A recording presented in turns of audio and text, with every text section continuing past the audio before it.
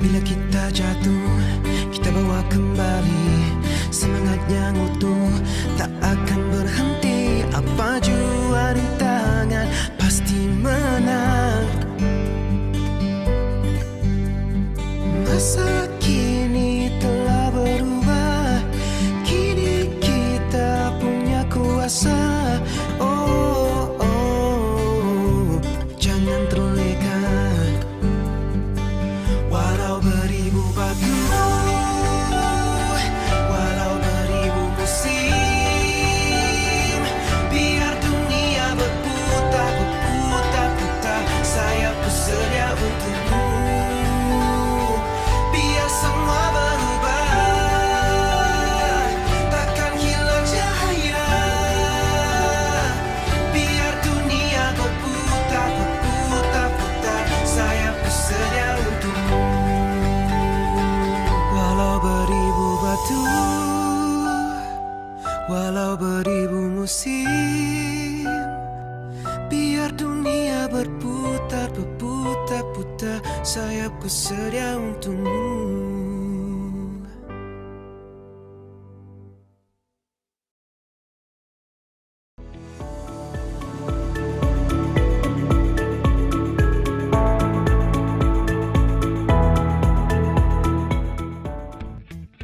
I started running when I was in Delta Secondary. I continued to run full marathon, which I took 4 hours 7 minutes for 5 times.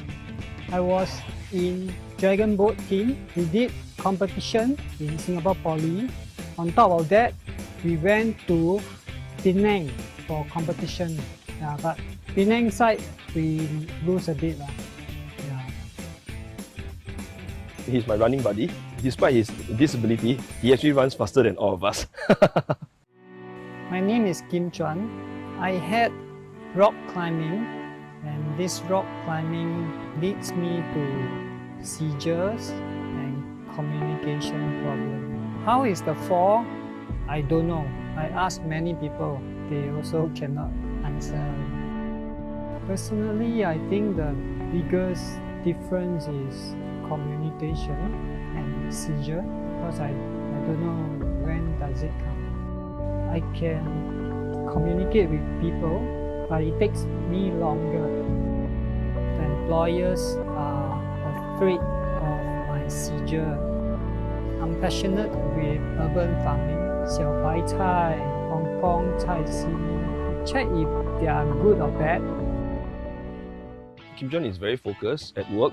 He actually doesn't talk much to people, but he likes to share. Yeah, so he actually likes to buy fruits for all the colleagues that's working here. Normally, will stay anonymous. Yeah, he don't want people to know that he's the one buying for them. We have a lot of elderlies here. He will help them carry things as well. Even though when he bend down or look down, right, he might go into a seizure, but he always tries his best to help people around. He has a very strong willpower, because despite him having pain, he still continues with his life like a normal person. Kim Chuan has inspired me in many areas, like attitude in life, when he's faced with such invisible disability, and he still never give up and move on.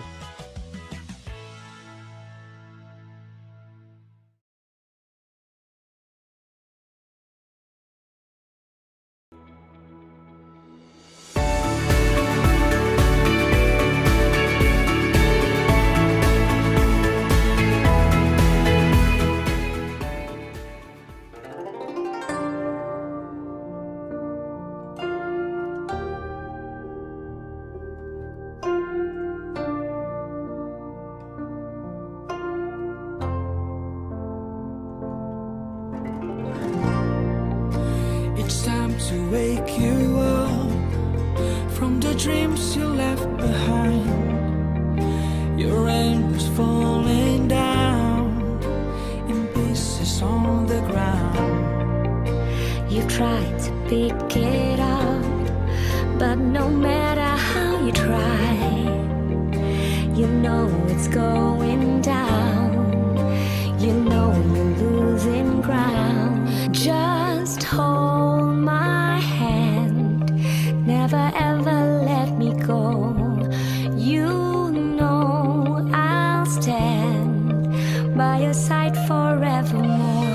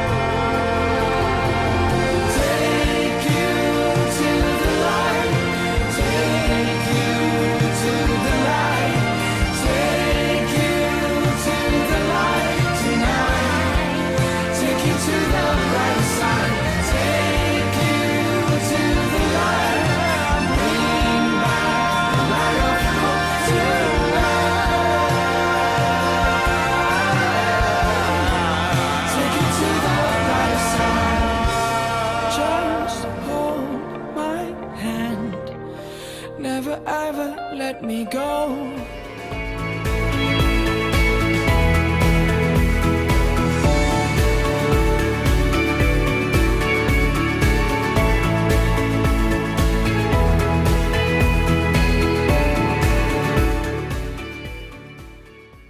To be part of something bigger than you, to be able to find that meaning and purpose is the reward I get from volunteerism. Much more than how and what I can give the community, I have gained much more than how I anticipated it to be.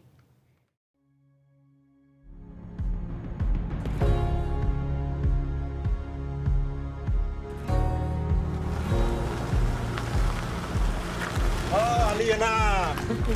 Welcome to Trapiang Sakai. Hello, Mr. Ibrahim. It's good to be back here.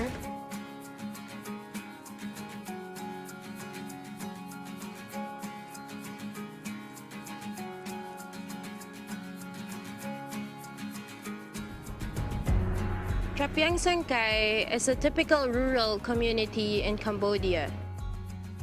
Much of their livelihood depends on the river and the small inflow of eco-tourists.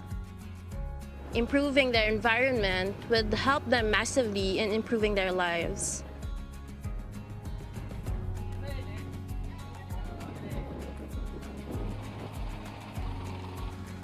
Planting mangroves is not a new practice here. It's been done for generations, and people know its importance for marine life and protection from natural disasters. Recently, the younger generation had lost its interest in preserving their mangroves. So we began conducting workshops to show them that planting mangrove seedlings as an activity for tourists could be both profitable and beneficial for the environment. We need one person to fry the fish. Cambodian cuisine, particularly in Trapiang Sakai, is unique. We taught the women to hold cooking classes for tourists to earn an income. They were so enthusiastic that even language barrier wasn't an issue. And then you want the ginger, and you cook all the ginger put on top of the ginger. There are about 213 million young people across ASEAN. Empowering youth unites them and gives them a platform where they can serve not only just their communities, not only their countries, but the entire ASEAN region.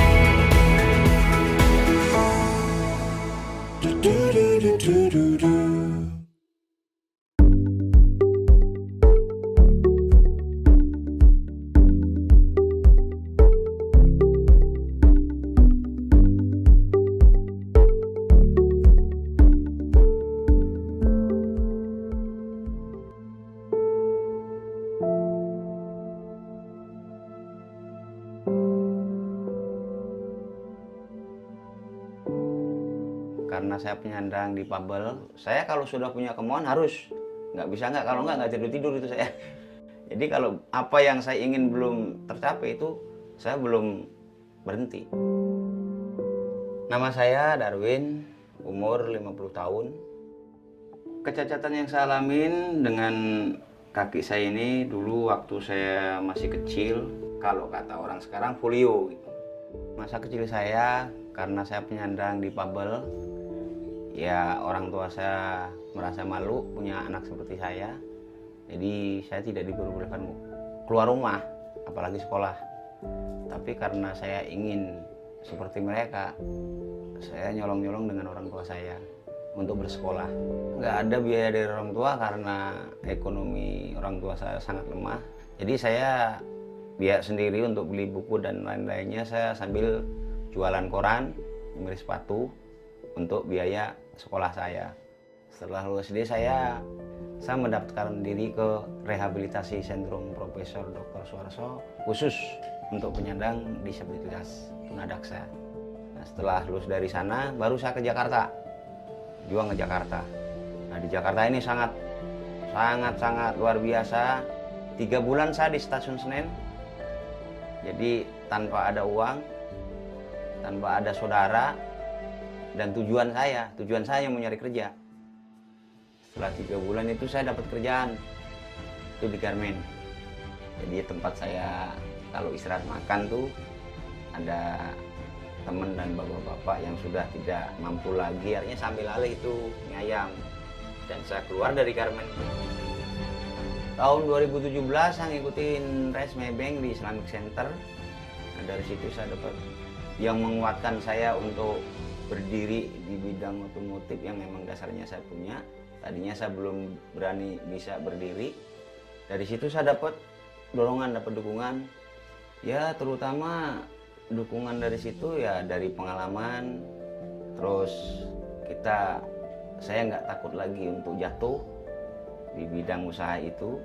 Sampai saya berani spekulasi untuk jual mobil saya untuk modal. Saya beli mobil manual, saya bawa ke toko las. Dari gas saya naikkan ke atas, rem saya naik ke atas. Jadi saya ngegas sama rem itu tangan kanan saya. Alhamdulillah setelah buka bengkel di bidang otomotif ini, saya bisa dari ekonomi pun berubah. Saya bisa menyekolahkan kedua anak saya sampai tingkat sarjana. Dan alhamdulillah untuk makan dengan keluarga juga alhamdulillah cukup. Sekarang saya hidup bersosialisasi. Kehidupan saya dengan penyandang disabilitas sampai sekarang masih aktif.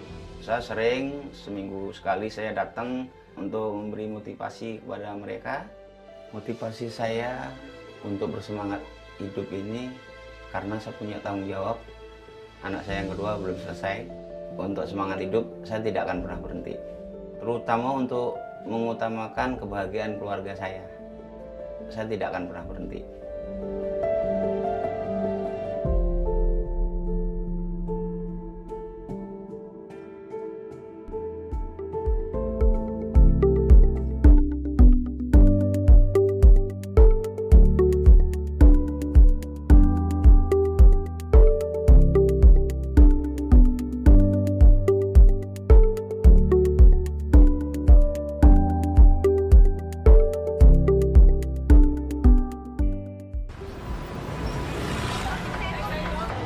Back in the day, we opened our banks near coffee shops, right next door to where many start their days.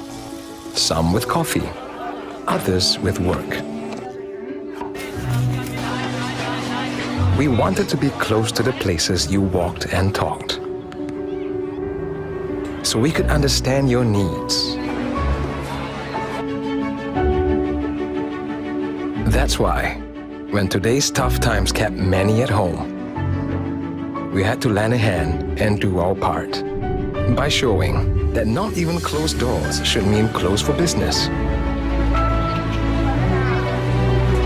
and that trying times may also be a good time to try new things.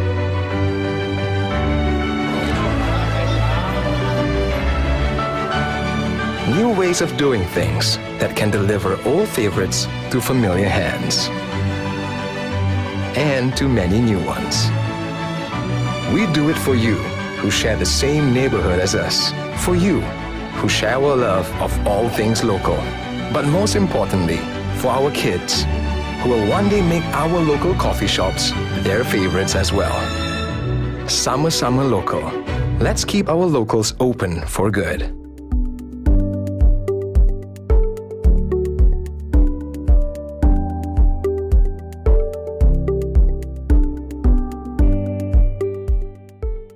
我是一个独自经营者 ，Sopro， 并拥有多家板面店和档口。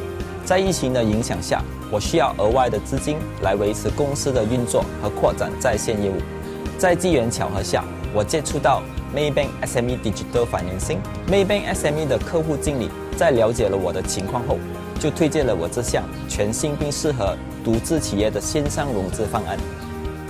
我觉得这个新的线上融资申请其实真的很方便和简单，只需登录 Maybank To You 网页，然后填写简单的个人和公司资料，点击提交就完成了整个融资申请，也很快就收到了融资批准的答复。除此之外，我也推荐急需额外资金的中小企业可以尝试申请 Maybank SME Digital Financing， 因为它真的很快、很容易，而且无需提交任何证件或抵押。对于害怕复杂流程的中小企业来说，这绝对是一个好消息。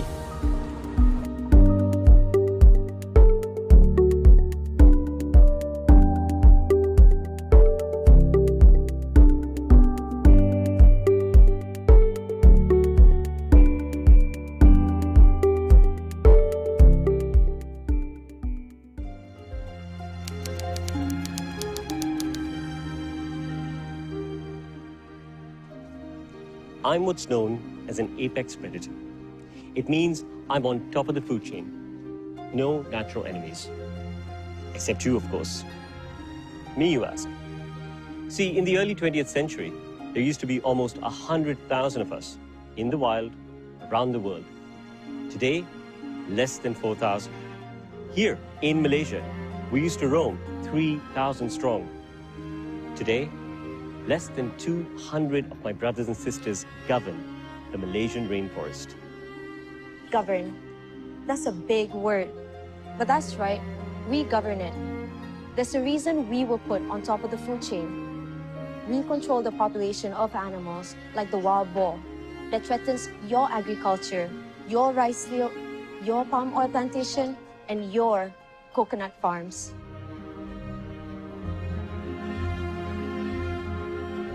See, we're not like other animals.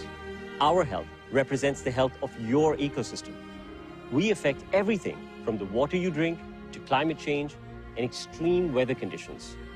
Get it? If we're good, you're good. It is in you to change the course of history as we move forward, united. I know that you will make the right decision. Sincerely, the Malayan Tiger.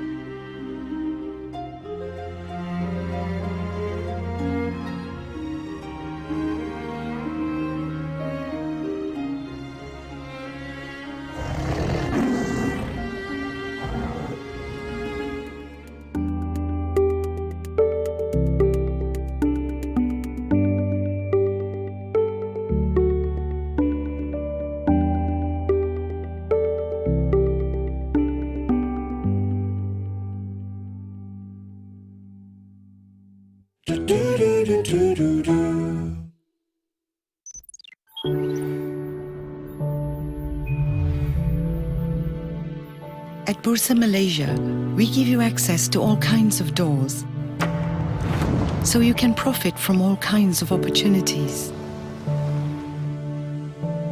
You'll find doors that lead to businesses as old as the land itself, doors that open to the future and the wealth of opportunities that await. Some doors open multiple pathways for you and for everyone else.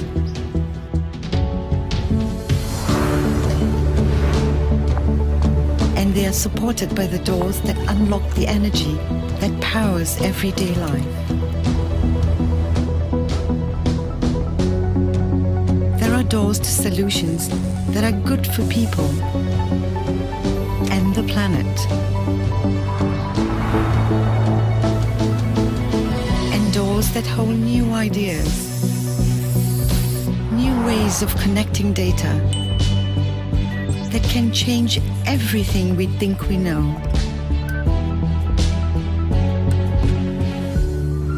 There are even doors that empower everyone through values that are fair, just, and transparent. While others bring the world to us to shape our brightest minds, you can open doors that take you across the world with just a click, or give you access to the economic roots of the ASEAN. We connect businesses and investors of all sizes. At Bursa Malaysia, businesses raise funds and gain visibility, while investors seize opportunities to grow their wealth. Trust and rely on us. Open the doors, step in, and create the impact you seek. Bursa Malaysia, creating opportunities, growing value.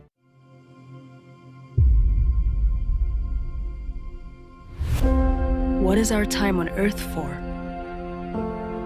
Blessed are we in lands of rich greenery, full of life and opportunity, where our responsibility is to make time. The time to lead the way for prosperity. The time to lead the way for society. The time to lead the way for Mother Earth. We make the time to do the right thing for a future that's fully inclusive and to leave no one behind. To share the prosperity for greater unity in our diversity.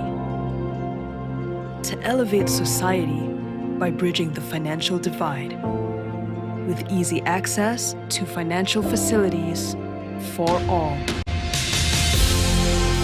Make time to innovate for humanity.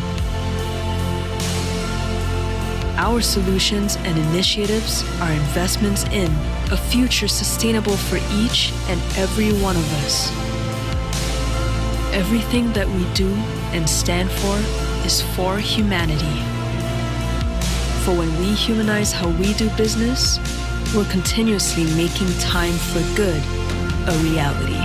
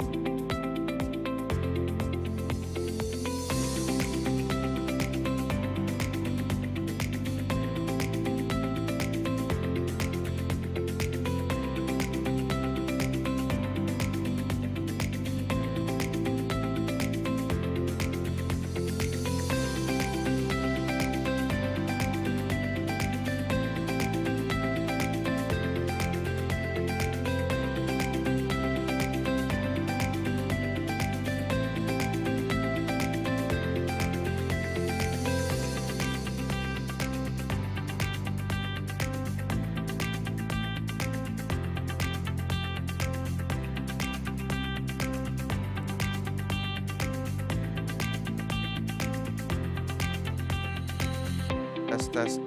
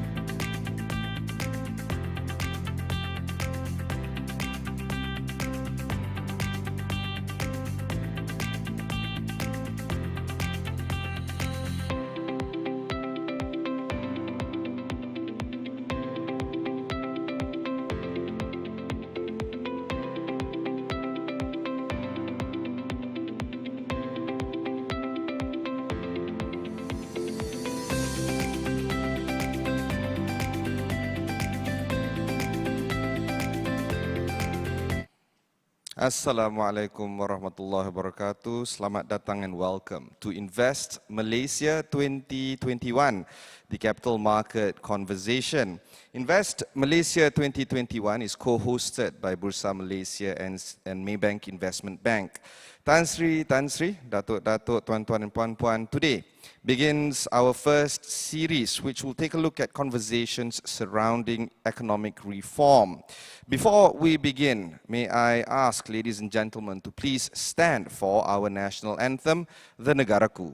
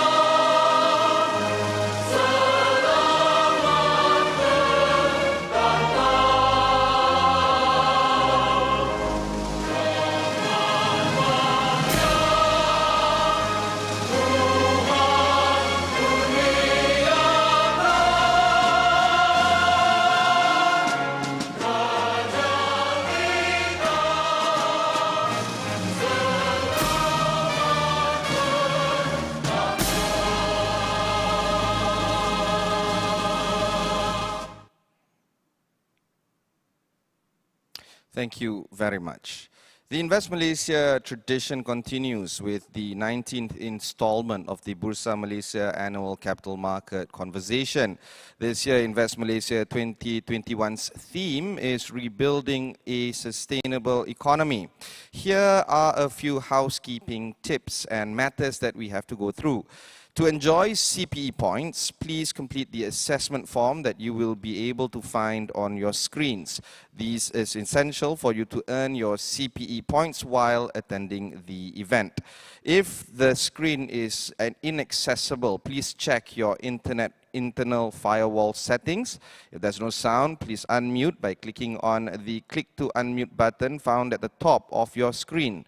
Note that you can also enlarge your screen via the bottom right enlarge button. There's also plenty of opportunity for you to network throughout the event. Join the networking lounge signage at the lobby of the landing page or the icon which is located at the bottom panel of the landing page. For clarity, here is the agenda of the day. We shall have the welcome remarks, followed by the keynote address by the Yang Amat Berhormat Prime Minister. After that, we shall hear from the special address by the Finance Minister, followed by the fireside chat on the 12th Malaysia Plan. Allow me to kick-start the event by inviting the Chairman of Bursa Malaysia, Yang Berbahagia Tan Sri Abdul Wahid Omar, to deliver the welcome remarks. Bismillahirrahmanirrahim. Yang Amat Berhormat Datuk Seri Ismail Sabri Yaakob, Prime Minister of Malaysia. Yang Berhormat Datuk Seri Muhammad Azmin Ali, Senior Minister and Minister of International Trade and Industry. Yang Berhormat Senator Tengku Datuk Seri Utama, Zafrul Tengku Abdul Aziz, Minister of Finance. Yang Berhormat Datuk Seri Mustapa Mohamed, Minister in the Prime Minister's Department for Economy. Yang Berbahagia Datuk Syed Zaid Alba, Executive Chairman Securities Commission Malaysia. Yang Berbahagia Tan Sri Datuk Sri Zamzam Zarani Muhammad Isa, Chairman of Maybank. Chairpersons, CEOs, Board Members of Corporate Malaysia, distinguished partners, investors and guests, members of the media, ladies and gentlemen, Assalamualaikum warahmatullahi wabarakatuh, and a very good morning. Welcome to the 19th edition of Invest Malaysia 2021. This is the second consecutive year this conference of minds is held on a virtual basis. It is yet another example of how technology has become so indispensable to everyone, be they among the adults, the young, and the young at heart too. Thank you for participating fully in this edition of our capital market conversation. We are indeed honored to have our Prime Minister, Yang Amat Berhormat Datuk Seri Ismail Sabri Yaakob, to deliver the opening keynote address. You will hear how the Prime Minister plans to hold, not only to address the economic challenges, but also to shape the nation with an eye on the future as a high-income nation where every citizen has an equitable share. The Prime Minister's keynote will then be followed by the Finance Minister, Yang Berhormat Senator Tengku Datuk Seri Utama Zafrul Tengku Abdul Aziz, who will deliver a special address. We will then continue with a fireside chat with Yang Berhormat Datuk Seri Mustapa Mohamed, Minister in the Prime Minister's Department for Economy, which I have the honor to moderate later, exploring the opportunities and challenges in the 12th Malaysia Plan. Thereafter, we will have a very special panel session on GLICs with the theme Refreshed Mandate Recharge Capabilities, which will be moderated by our CEO, Dato Umar Swift. This will be followed by a special keynote address by Yang Berhormat Senior Minister Datuk Seri Mohamed Azmin Ali, who will share Malaysia's progress in trade, attracting the right kind of investments, and the development of our trade agreements with ASEAN and the world.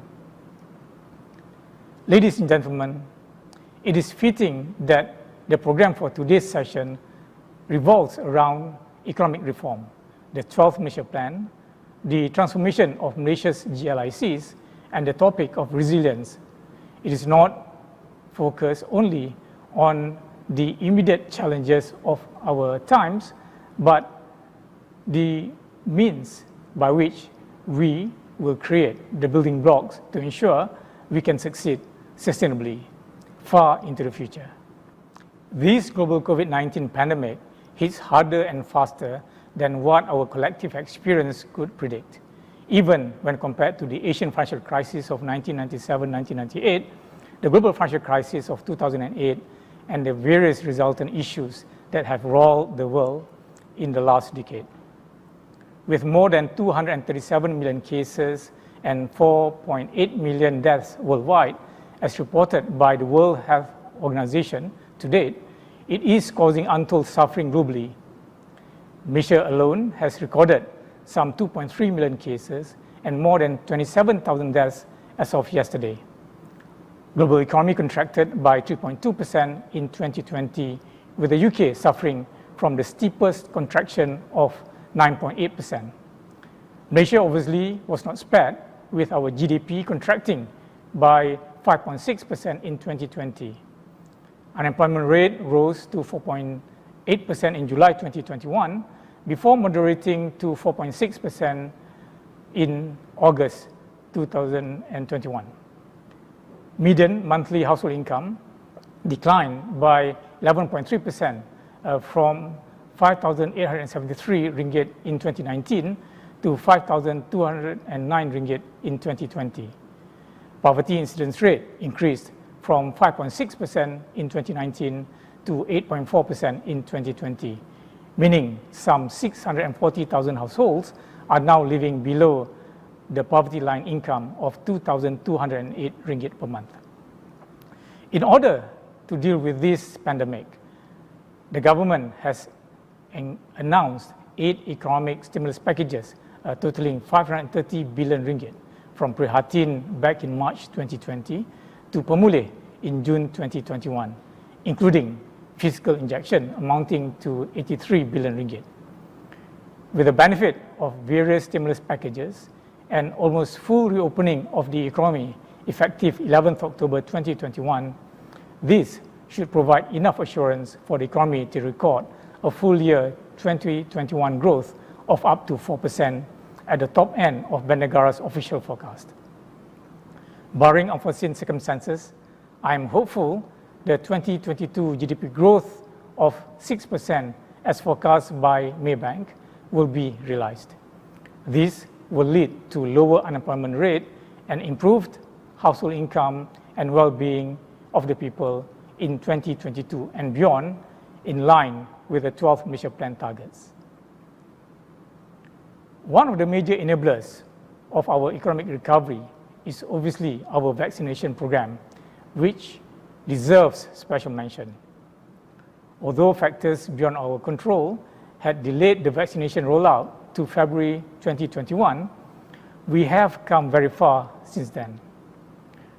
With full vaccination rate of 66.1% of the total population and 90.6% of the adult population as at the 12th of October, Malaysia's vaccination program is one of the most successful programs in the world. Credit must go to all frontliners and everyone involved in the program. What did we learn from past crises and what are we learning now? The experience from past crises thrust Malaysia towards a robust strengthening and future-proofing of our banking and financial systems. It also led to a rigorous transformation program that saw our GLCs and GLICs improving their performance by leaps and bounds. Similarly, from the depth of this pandemic, Malaysia has already begun planning and executing the next set of transformations, which you will learn about over the course of this conference. Ladies and gentlemen, we have observed how the myriad of measures taken to contain the pandemic have forced a behavioral and a mindset shift, with many people rethinking how they work, how they live, and what the true worth and meaning of modern life is. I see this mindset shift as an important ally we will need to take on the world's next great challenge, which is climate change. A stress test conducted by the Seri Institute predicts that the world economy could shrink by as much as 18% in the next 30 years if no climate change mitigation actions are taken. Failure to achieve the UN Sustainable Development Goals 2030 will negatively affect billions worldwide, damaging livelihoods, exacerbating poverty, and the spread of diseases. During the tabling of the 12th Malaysia Plan in Parliament on 27th of September 2021, the Prime Minister reiterated Malaysia's intention to reduce greenhouse gas emissions intensity by 45% of GDP by 2030. The Prime Minister also announced Malaysia's aspirations to achieve net zero greenhouse gas emissions as early as 2050. This is of course subject to the outcome of the long-term low emissions development strategy or LTLEDS study to be completed by the end of 2022. The Prime Minister has also announced, following the conclusion of the Malaysian Climate Action Council meeting on 11th October 2021, the proposed implementation of a domestic emissions trading system, or DETS, by the Ministry of Environment and Water, CASA, in cooperation with the Ministry of Finance and Bursa Malaysia. This scheme involves the development of a single platform for domestic carbon credit transactions. DETS has the potential to attract low carbon emission investments, enhance the competitiveness of Malaysian-made products internationally, and generate sustainable financial resources for Malaysian entities. We at Bursa Malaysia are grateful for the trust placed upon us, and we look forward to working closely with CASA, MOF, and other agencies towards the development of the domestic emissions trading scheme. Ladies and gentlemen, Bursa Malaysia and the capital market has had a great year in 2020. Business volume, as measured by the average daily trading value, doubled from 1.9 billion ringgit to 4.2 billion ringgit. The FBM KLCI increased by 2.4% to 1,627 points, the second best performing market in the region. Business momentum continued into the first half of 2021, with average daily trading value increasing to 4.4 billion ringgit. But with the worsening COVID-19 cases and prolonged movement control orders previously, the FBM KLCI declined by 5.8% to 1,533 points as at 30th June 2021, making our market one of the least performing markets in the region for the first half of 2021. The good news is that the market has since recovered significantly since then. Foreign funds turned net buyers for the first time since June 2019, with net inflow of 1.1 billion ringgit in August 2021 and 0.8 billion ringgit in September 2021. The KLCI was up 4.4% since the end of June 2021 to close at 1,600 points yesterday, 13th of October. The improved sentiments were partly supported by resilient corporate profits for the second quarter of 2021, which increased by 113% year-on-year and 3% quarter-on-quarter based on Maybank's research universe. With the reopening of the economy in line with the National Recovery Plan, and with the business-like approach and constructive attitude of the government, the business community, and the people, the Keluarga Malaysia, if you like, I am hopeful that Malaysia will rebound and build back better and hopefully greener too. Ladies and gentlemen, before I end my remarks, I would like to extend our sincere thanks and gratitude to our organizing partner, Maybank Investment Bank, and the Bursa Malaysia team for making today's event possible. Thank you to everyone for making the time to join us in this capital market conversation. I wish you an enlightening and enriching time over the course of this conference. With that, it gives me great pleasure to invite our Prime Minister, Yang Amat Berhormat Datuk Seri Ismail Sabri Yaakob, to deliver the opening keynote address. Thank you. Yang Berhormat Datuk Seri Muhammad Azmin bin Ali, Senior Minister of International Trade and Industry. Yang Berhormat Senator Tengku Datuk Seri Utama, Zafrul bin Tengku Abdul Aziz, Minister of Finance. Yang Berhormat Datuk Seri Mustapa bin Mohamed, Minister in the Prime Minister's Department for Economic Affairs. Yang berbahagia Tan Sri Abdul Wahid Omar, Chairman of Bursa Malaysia. Yang berbahagia Datuk Muhammad Umar Swift, CEO of Bursa Malaysia. Yang berbahagia Datuk Syed Zaid Alba, Executive Chairman of Securities Commission Malaysia. Yang berbahagia Tan Sri Datuk Sri Zamzam Zairani Muhammad Isa, Chairman of Maybank. Dearest Keluarga Malaysia, ladies and gentlemen. Bismillahirrahmanirrahim. Assalamualaikum warahmatullahi wabarakatuh dan salam Keluarga Malaysia.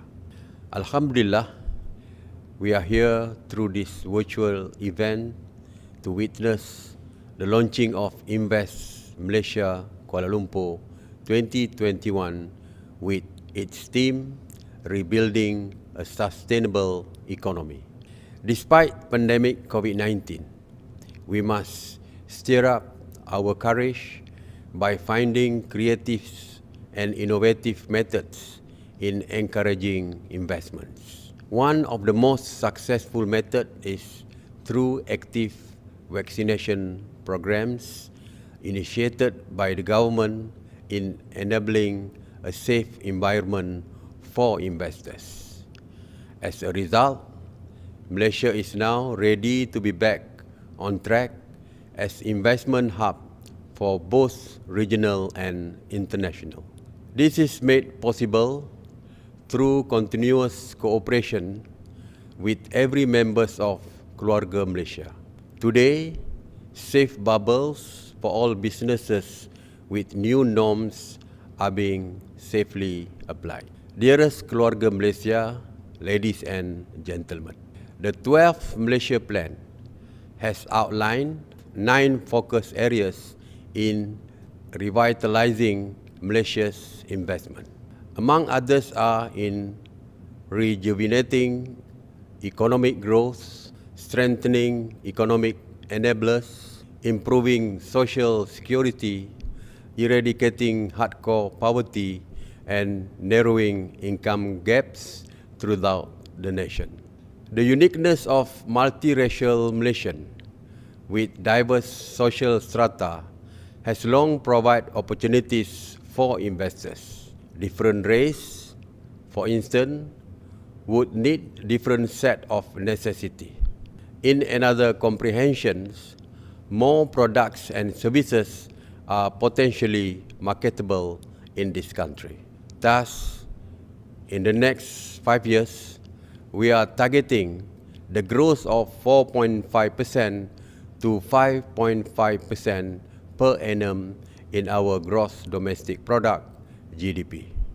As outlined in 12th Malaysia Plan, we are optimists in reaching an average monthly household income of 10,000 ringgit by the year 2025.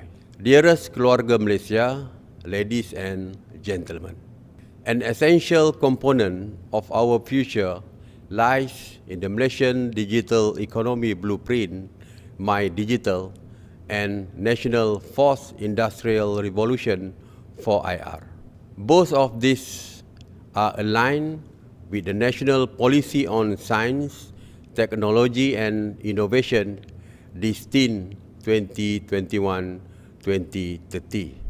which aims to develop Malaysia as a high-tech nation by 2030. With the 4IR, we aim to create an ecosystem within our economy that will be led by science, technology, and innovation. It will facilitate local technology development by creating economic opportunities and developing talents in areas such as artificial intelligence, the Internet of Things, and blockchain technologies. Moreover, with My Digital, areas of policy making will be focusing on developing the infrastructure and human capital. This will ensure broad access and optimum utilization of new generation of technologies. In reaching such targets, the government has identified significant key strategies in economic reform. The strategies are designed to escalate economic recovery and enhance the country's competitive landscape for investors. It will eventually allow wider participations from both regional and international investors. Dearest Keluarga Malaysia, ladies and gentlemen, Malaysia provides the most conducive environment for the business communities to invest. We are the gateway to ASEAN market through Regional Comprehensive Economic Partnership, RCEP. The 15 countries within the RCEP alone are generating almost 30% of global GDP. It has been estimated that their overall aggregate of GDP income would increase by $174 billion by 2030. This will give our corporations and micro, small and medium enterprise MSMEs a more level playing field while facilitating access to larger regional markets. This climate of growth is further strengthened by Malaysia's consistent improvement in the field of digital infrastructure. In the past years, Malaysia has witnessed rapid growth in the digital economy, online businesses, and cashless transactions. As for the international stage, Malaysia remains as an active key player in comprehensive and progressive agreement for Trans-Pacific Partnership. This international economic collaboration provides more than 500 million participations with combined GDP of 10 trillion US dollar. Dearest keluarga Malaysia, ladies and gentlemen, Malaysia has given special attention for green technologies in the 4IR. Our future is connected to the environment's health. As more countries adopt carbon neutrality target, Malaysia has begun encouraging numerous sectors and industries in developing necessary technology. In the light of this, Bursa Malaysia and various government ministries are now consistently collaborating to launch a voluntary carbon market in transiting into a zero carbon economy. To date, Malaysian government and the private sectors are working together on shared vision and strategies in ensuring inclusive, environmental friendly economic growth.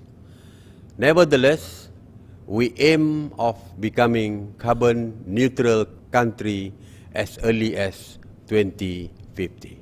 We hope you are excited to discover more opportunities that lay ahead. May this short speech provides a resourceful perspective on Malaysia as your attractive investment destination. On this note, I gladly launch Invest Malaysia Kuala Lumpur 2021. Thank you. Wabillahi taufiq wal hidayah. Wassalamualaikum warahmatullahi wabarakatuh. Thank you very much. Terima kasih Yang Amat Berhormat Perdana Menteri Datuk Seri Ismail Sabri Yaakob. To recap some of the points that was shared by the Prime Minister, he covered on the issues of the 9 focus areas of the 12th Malaysia Plan. Some of them includes improving social inequalities, narrowing income gaps, and working towards a multiracial Malaysia. There's a lot of moving parts that needs to be recalibrated, and what better time to do so during a post-MCO environment where a lot of businesses, both domestic and foreign, is trying to get back into the groove, as they say. There's a lot of thematic conversations that will be had as per outlined by the Prime Minister. This include the conversation on the Malaysian digital economy blueprint, the conversation of the 4th Industrial Revolution, policy on science and innovation, and how this will push Malaysia to become a developed nation in the near term. This, again, will be reiterated by being led by the science, tech and innovation mantra, and this hopefully will be able to create economic opportunities driven by items like artificial intelligence, blockchain, robotics and many others. There's also the high notion of concept of entrepreneurship and the collaboration between partners within the region as well as foreign and faraway markets. There's a lot of items that will be covered throughout the day. Some of them may include the notion of how the 12th Malaysia Plan is going to tie in with the 2022 budget presentation, which is expected to be presented in the Parliament in just a few weeks' time. Because of this, there's a lot of highlights that we need to look at, particularly when it comes to how the Ministry of Finance is going to drive the economy. Because of that, I have the honor now to invite the Finance Minister, Yang Berhormat Senator Tengku Datuk Seri Utama Zafrul Aziz, to deliver the special address. Dipersilakan, Tengku. Yang Amat Berhormat Datuk Seri Ismail Sabri Yaakob, Prime Minister of Malaysia. Yang berbahagia Datuk Syed Zaid Alba, Executive Chairman of the Securities Commission Malaysia. Yang berbahagia Tan Sri Abdul Wahid Omar, Chairman of Bursa Malaysia. Yang berbahagia Tan Sri Zamzairani Muhammad Isa, Chairman of Maybank Group. Members of the media, ladies and gentlemen, Assalamualaikum warahmatullahi wabarakatuh, and a very good morning. Foremost, allow me to express my gratitude to Bursa Malaysia for the honor of delivering this morning's special address. In the period since we last met at Invest Malaysia last year, it is heartening to see the world economy experiencing an exceptionally strong recovery. However, the IMF's recent downward revision of global growth prospects for 2021 reflects the challenges from vaccine inequality and in normalizing socio-economic activities, particularly in emerging and developing economies. The emergence of inflationary pressures, combined with shortages of everything from natural gas to microchips, further pose a challenge to a smooth global recovery. In this respect, Malaysia continues to contend with both the direct healthcare impact and economic effects of COVID-19. To date, the country has recorded over 2.3 million cases and lost over 27,000 lives. The economic cost has been equally significant, with a registered GDP contraction of 5.6% in 2020. Furthermore, the pandemic has dramatically transformed lives and businesses, be it how we earn a living, transact with customers, or interact with loved ones. Equally concerning is the way the pandemic has widened socio-economic inequalities and disparities, both within and between countries. Despite these challenges, I'm confident that we are at the cusp of recovery, driven by the National Recovery Plan, the upcoming Budget 2022, and the recently announced 12th Malaysia Plan. Ladies and gentlemen, the pathway to recovery begins with the National Recovery Plan, or NRP, introduced in June this year as a comprehensive approach to preserving lives while allowing the economy to open safely. The NRP will set the nation firmly on the path to recovery. Dynamic and inclusive, the NRP reflects nothing less than a whole-of-government and a whole-of-nation approach. Recent developments include the allowance of both interstate and overseas travel for those fully vaccinated, and ongoing efforts to simplify SOPs to just 10.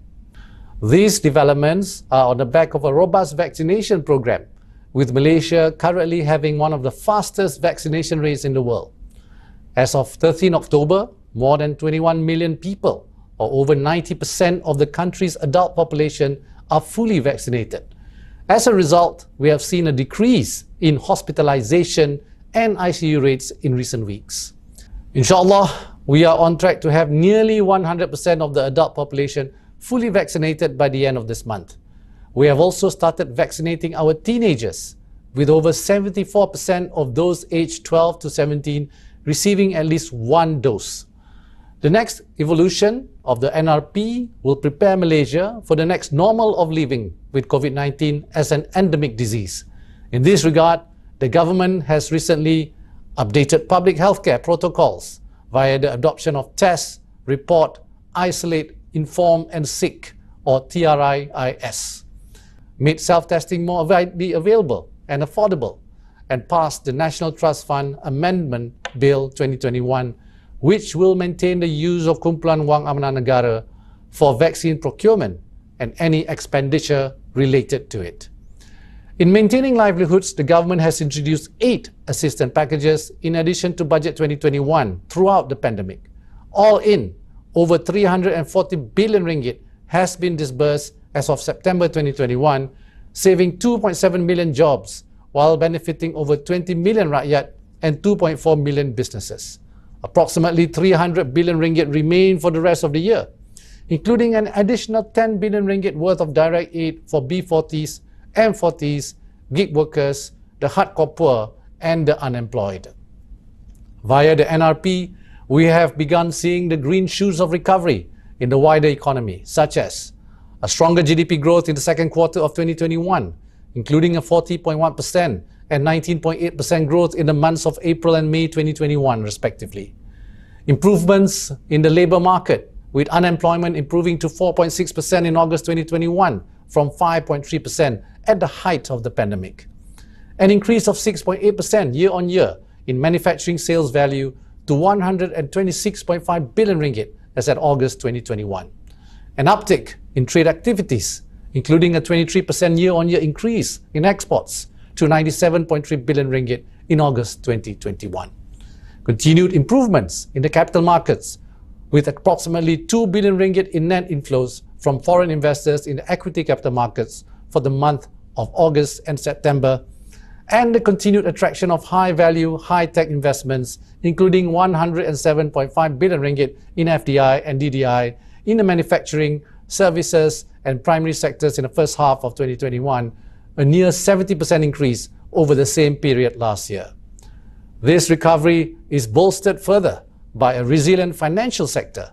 Banks, insurers, and takaful operators continue to be well capitalized, with sufficient financial buffers to absorb potential losses in the face of severe macroeconomic and financial conditions while supporting economic recovery. For the banking sector in particular, this support included 154 billion ringgit in bank financing disbursed to SMEs in the first half of 2021. As a trade-oriented economy, our fate is tied to the prospects of our most important trading partners. In this regard, the recent growth performance of Singapore, America, and China in the first half of 2021 bodes well for our own economic recovery in the months ahead. Overall, the domestic economy is expected to be fully reopened by the end of this year before resuming to pre-pandemic growth in 2022. On the latter, Malaysia's growth rate has been projected at 5.8% and 6% by the World Bank and IMF respectively.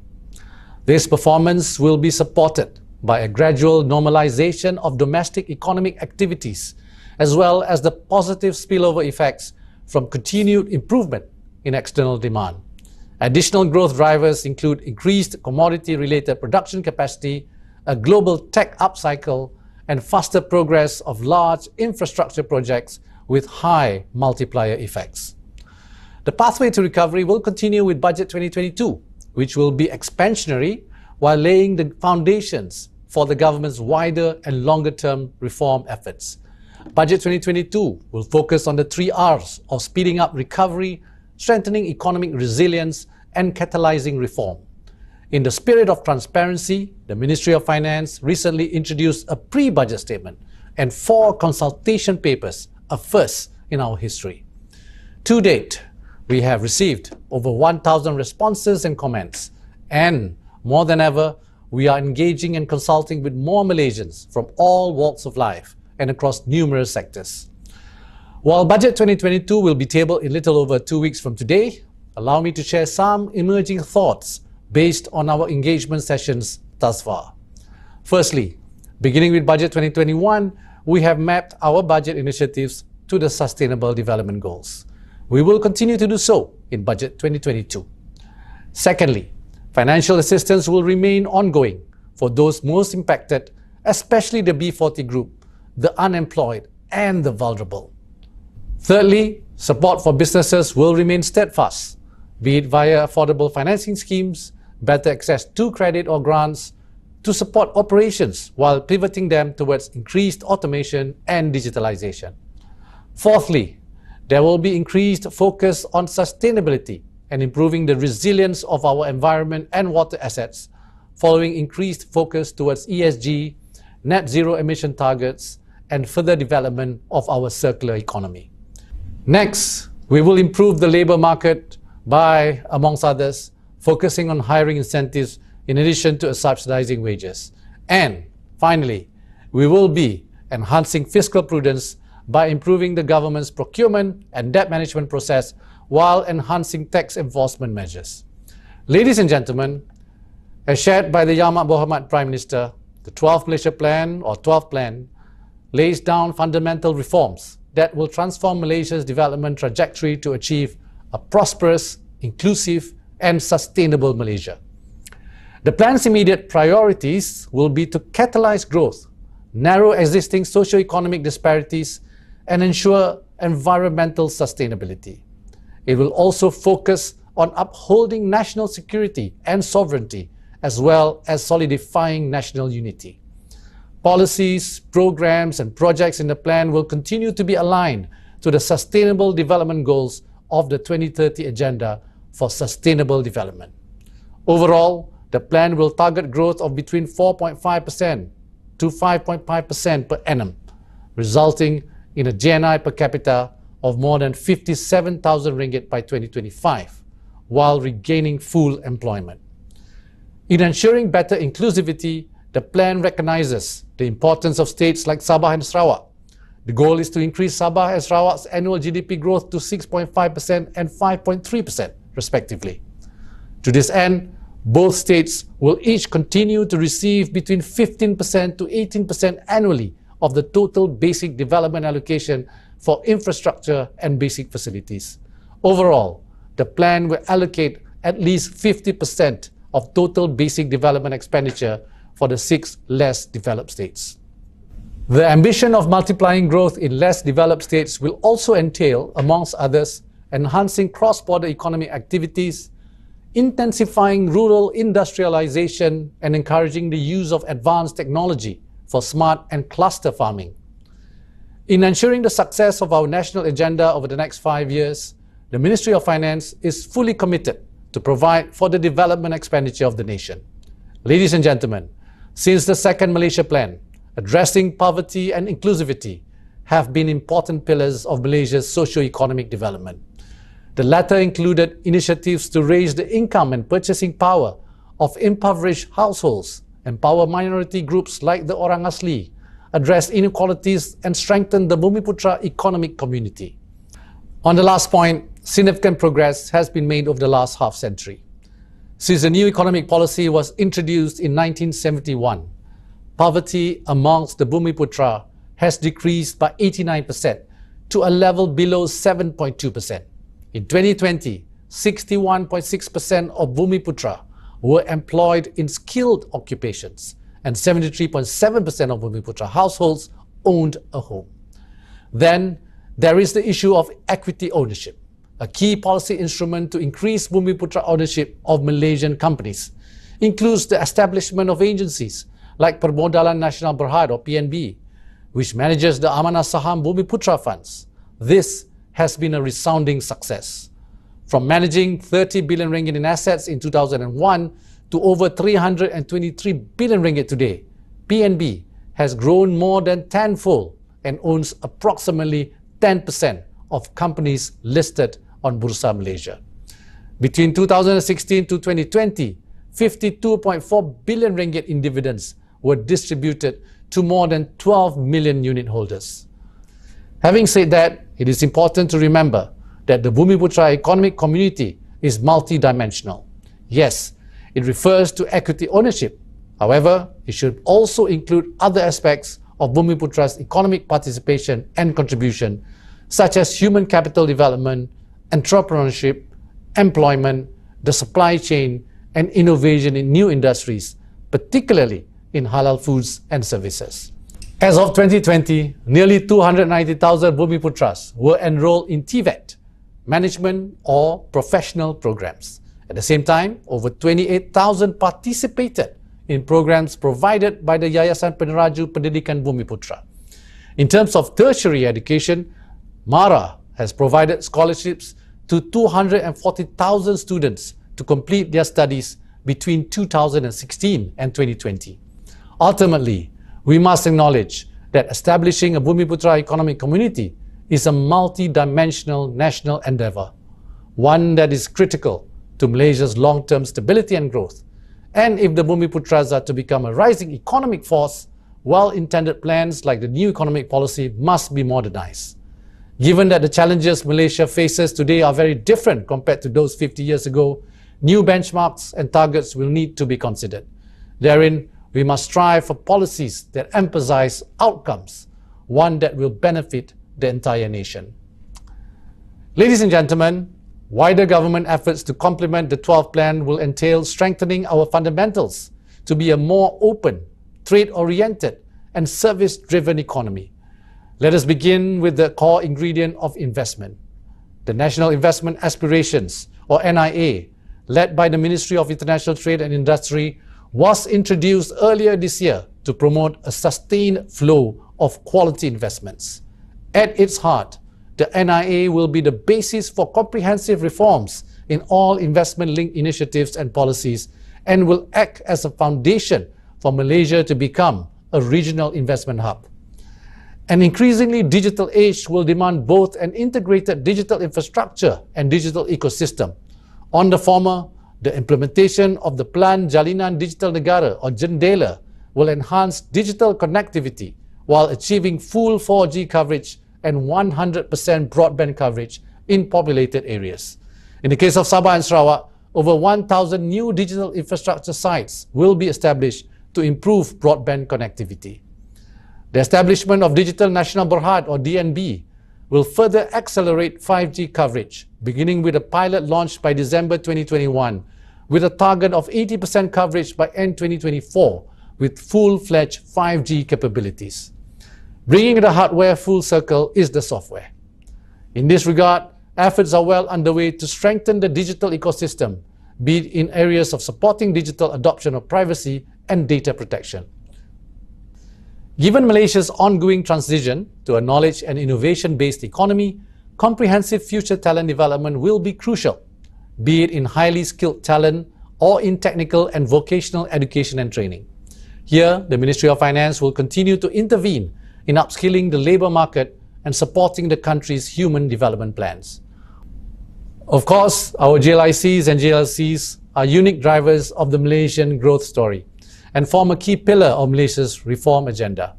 In that regard, the Perkukuh Pelaburan Rakyat Initiative, or Perkukuh, was recently established to reform and optimize the GLIC setup. Delivered via 20 initiatives led by the Ministry of Finance, Perkukuh will sharpen the focus of our GLICs, set them up for success, and redefine the role of government in business. You will be hearing more on Perkukuh in the panel session later today, including how it will benefit corporate Malaysia, the investment community, and the wider economy. Ladies and gentlemen, in complementing Perkukuh, it gives me great pleasure to announce the PLC Transformation Program, or PLCT in short, which aims to deliver a high-performance corporate Malaysia.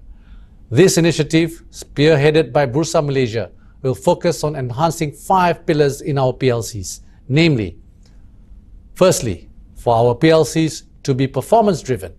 Secondly, grow as sustainable, socially responsible and ethical organization. Thirdly, feature strengthened corporate governance. Fourthly, be digitally enabled.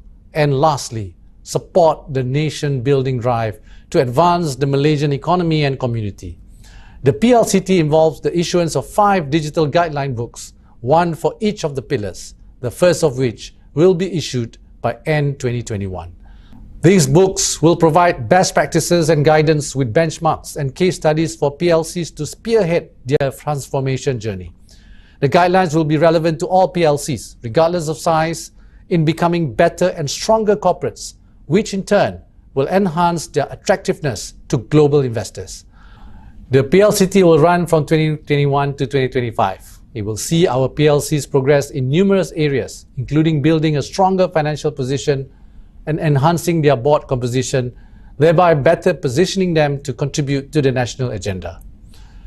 The monitoring of PLC's efforts and progress will be shared via a digital dashboard to promote transparency and effective achievement of the intended outcomes.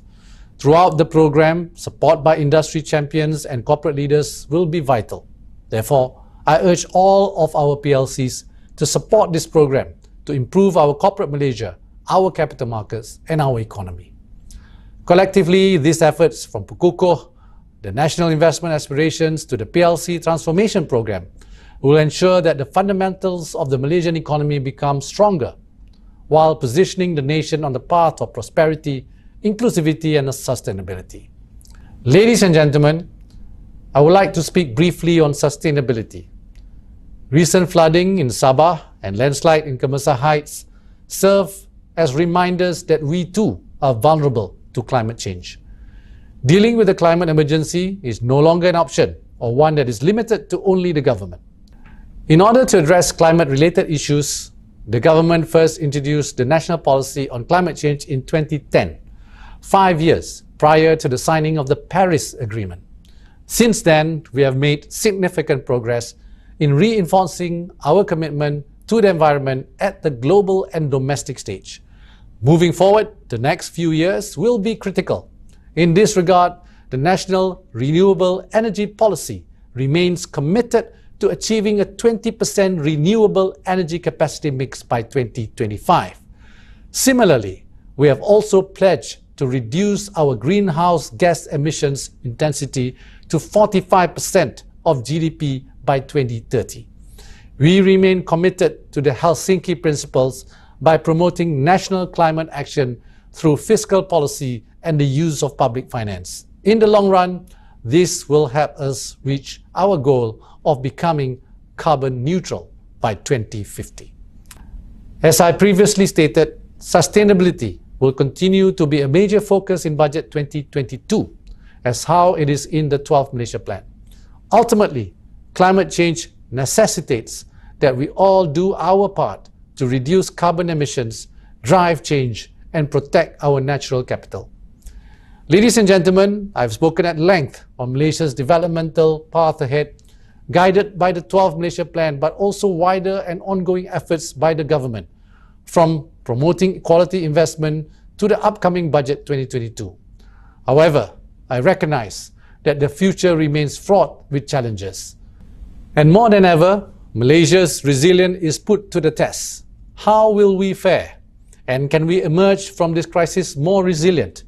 In looking forward, I lean in to our nation's history. Looking back, Malaysia's real GDP grew 5.2% per annum from 1991 to 2020.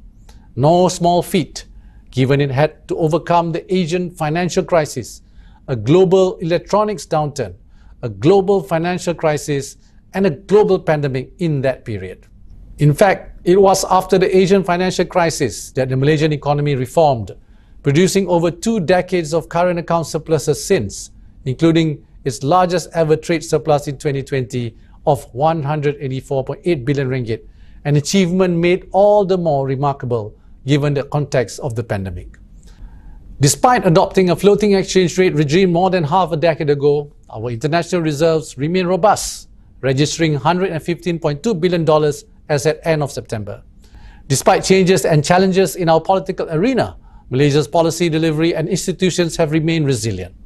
Despite the ebbs and flows of globalization in recent years, Malaysia remains more open to trade than nearly 90% of countries in the world today, while remaining a steadfast participant in major trade pacts like the Comprehensive and Progressive Agreement for Trans-Pacific Partnership. And despite the rise of our regional neighbours, we continue to be competitive, registering 25th on the 2021 IMD World Competitiveness Yearbook. Ranking 12th on the World Bank's Doing Business 2020 report, we remain as open to business as we ever were.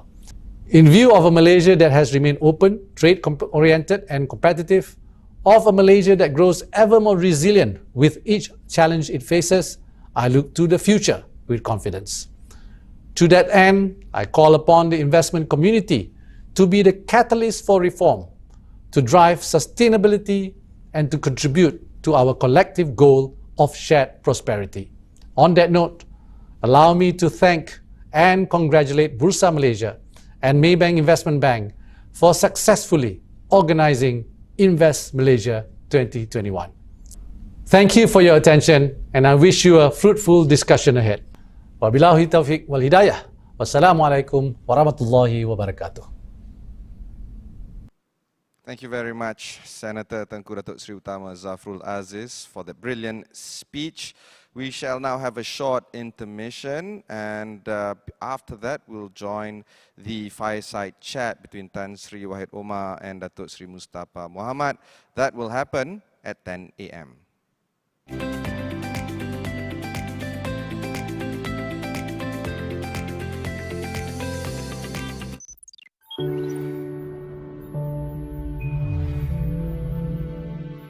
At Bursa Malaysia, we give you access to all kinds of doors, so you can profit from all kinds of opportunities.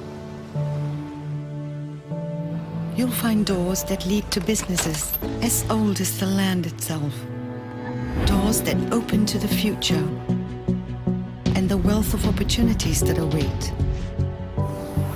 Some doors open multiple pathways for you and for everyone else.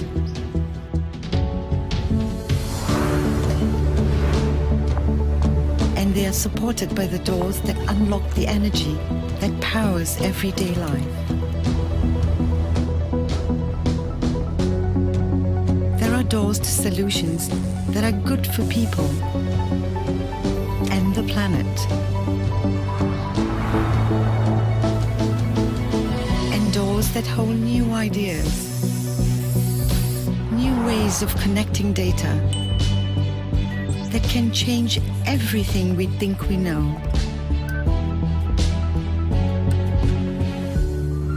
There are even doors that empower everyone through values that are fair, just, and transparent. While others bring the world to us to shape our brightest minds, you can open doors that take you across the world with just a click, or give you access to the economic roots of the ASEAN. We connect businesses and investors of all sizes.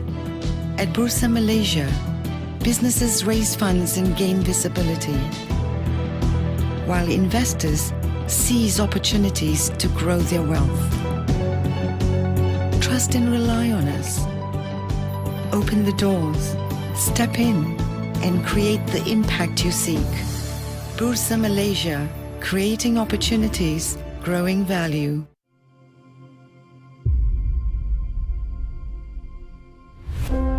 What is our time on earth for?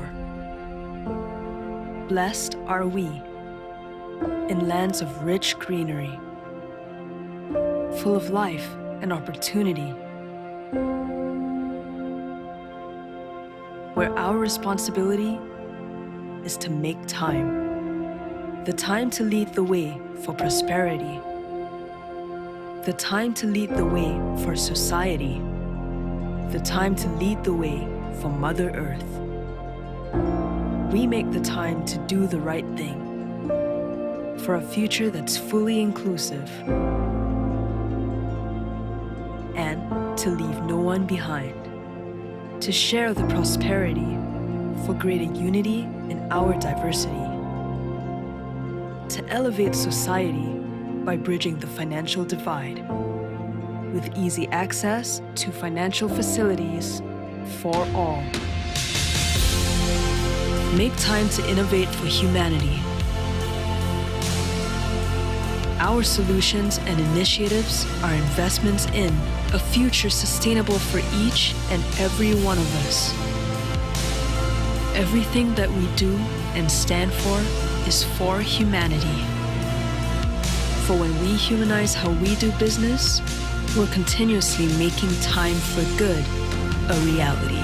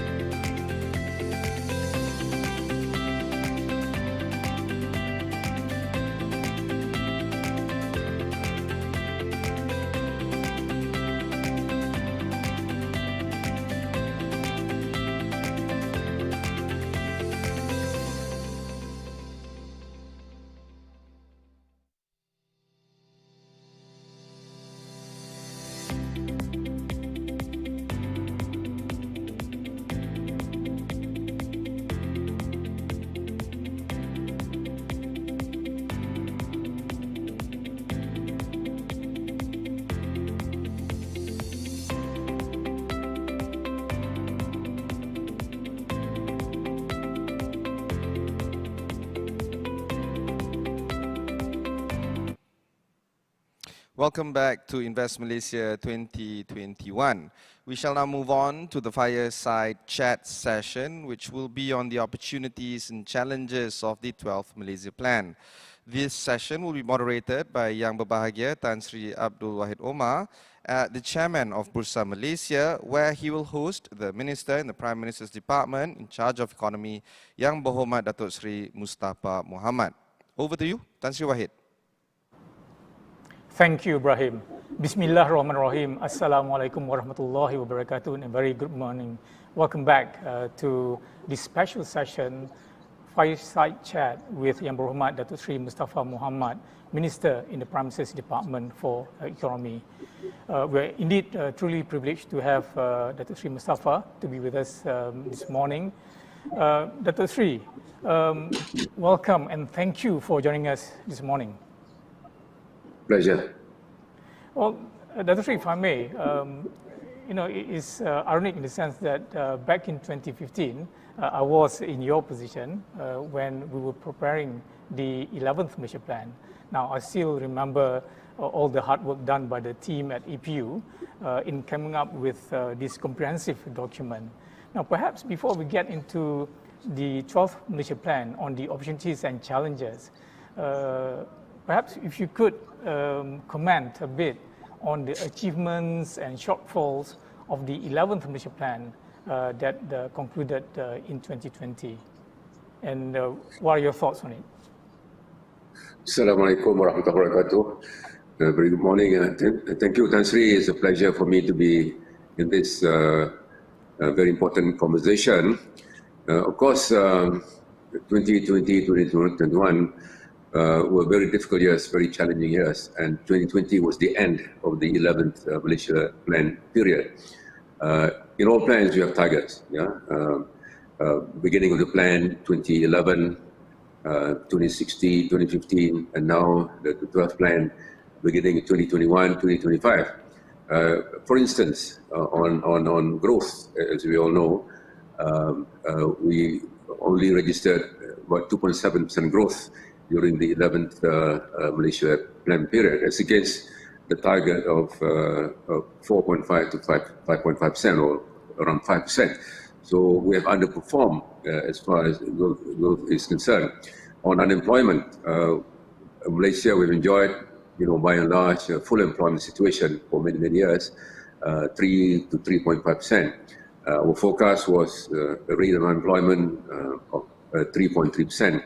At the end of 2020, as it turned out, went up to 4.5% at the end of last year. So these are some examples of how our planning has gone. We've not been able to achieve our targets, and this is as expected. There's no debate as to why we failed to achieve those targets. Because 2020 was a very difficult year. Tourism, similarly, 2020 was a very, very bad year. So these are some examples I wish to share with you, Tan Sri.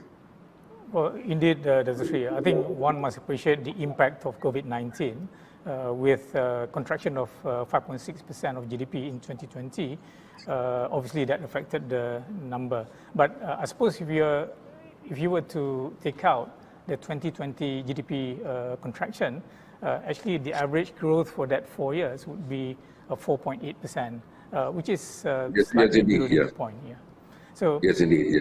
Yeah. Thank you. So I must say that as we look into the 12th Malaysia Plan, I must say that I do like the theme, prosperous, inclusive, sustainable. Now, it reminds me of the new economic model 2010. Which has got the three main pillars of high income, inclusive, and sustainable. So could you perhaps share your thoughts on the theme and how that came about, and what are the opportunities and challenges from your perspective? Firstly, these are very important issues. For example, inclusivity, sustainability.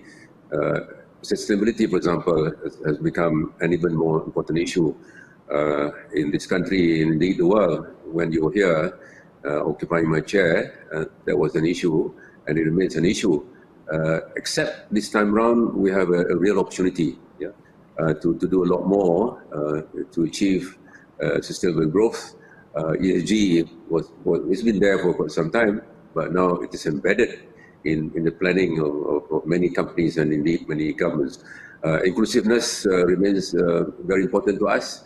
This issue of regional divide, Sabah, Sarawak and Peninsular Malaysia, and what we call the poorer states of Malaysia 6, which we have identified. So there was an issue 5-10 years ago. It's been an issue for many years. It remains an issue today. So going forward, 2025, we hope to be able to bridge this regional gap, and this is important in the context of an inclusive Malaysia. This, of course, is very challenging, and in many ways, the theme is also aligned to the UN SDG goals 2030.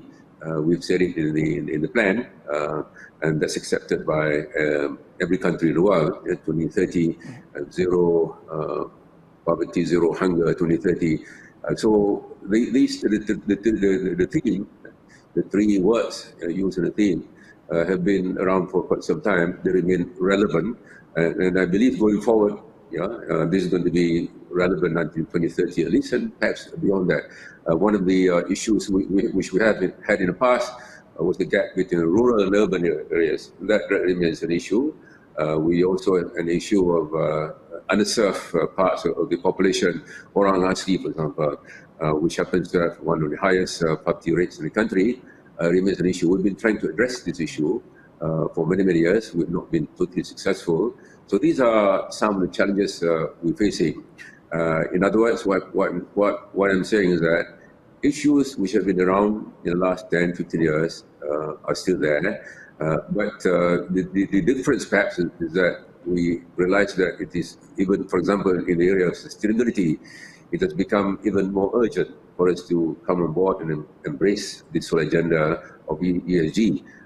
If we don't, we'll miss the boat, and that's going to be very difficult for us to be part of the world economy. So this is that's one difference. It's become more urgent now than it was, say, 5-10 years ago.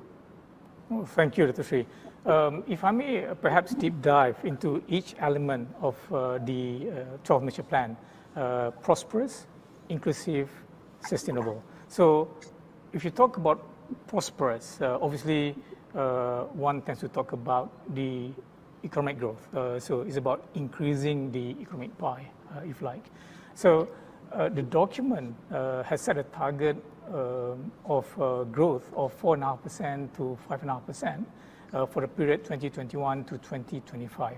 Now, I must say that some analysts have said that the target is relatively optimistic, given the fact that we're just coming out from the pandemic. So perhaps you can comment on that. And are there any particular sectors that will be driving the growth in the economy? Firstly, on the targeted rate of growth of between 4.5 to 5.5%, yes, indeed, we have received some comments telling us that that number is a bit too optimistic. But let me give you an example. This year, I think there's a general consensus that we can achieve 3% growth with the opening of the economy. Now there's interstate travel just began yesterday, on Monday. This is on Monday here. So that will be a boost to tourism, of course, and small and medium enterprises. And next year, you look at World Bank, IMF, and other various organizations. Many are forecasting growth around 6% for the country. So 3 plus 6, that makes 4.5. So I'm just giving you an arithmetic simple example. But of course, going forward, we cannot forecast with any degree of certainty what's going to happen beyond probably 2022. There's some certainty as to what might happen, but beyond that, we don't know what's going to happen. So in our view, we think it is realistic given the performance this year and next year, and assuming this will continue for the next 2-3 years beyond 2022.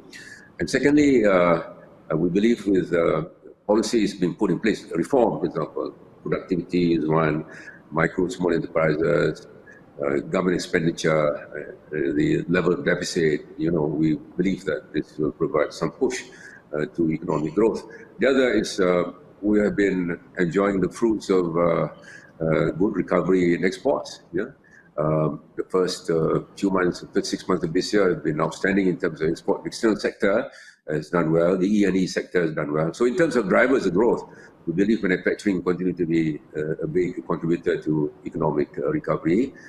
Investments appear to be moving up, and as well. So the external sector promises to be quite good in the next 1 or 2 years at least.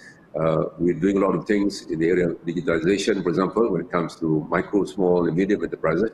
A lot of funding has been extended to make sure that our SMEs remain afloat during the pandemic, although some, have not been able to survive. But so these are, some of the drivers of growth. Manufacturing, certainly, micro, small, medium enterprises, plus construction activity, we believe will revive. Construction has got lots of linkages in the system. So those are some of the main drivers of growth. We believe 4.5 to 5.5% is doable. It is a range, of course.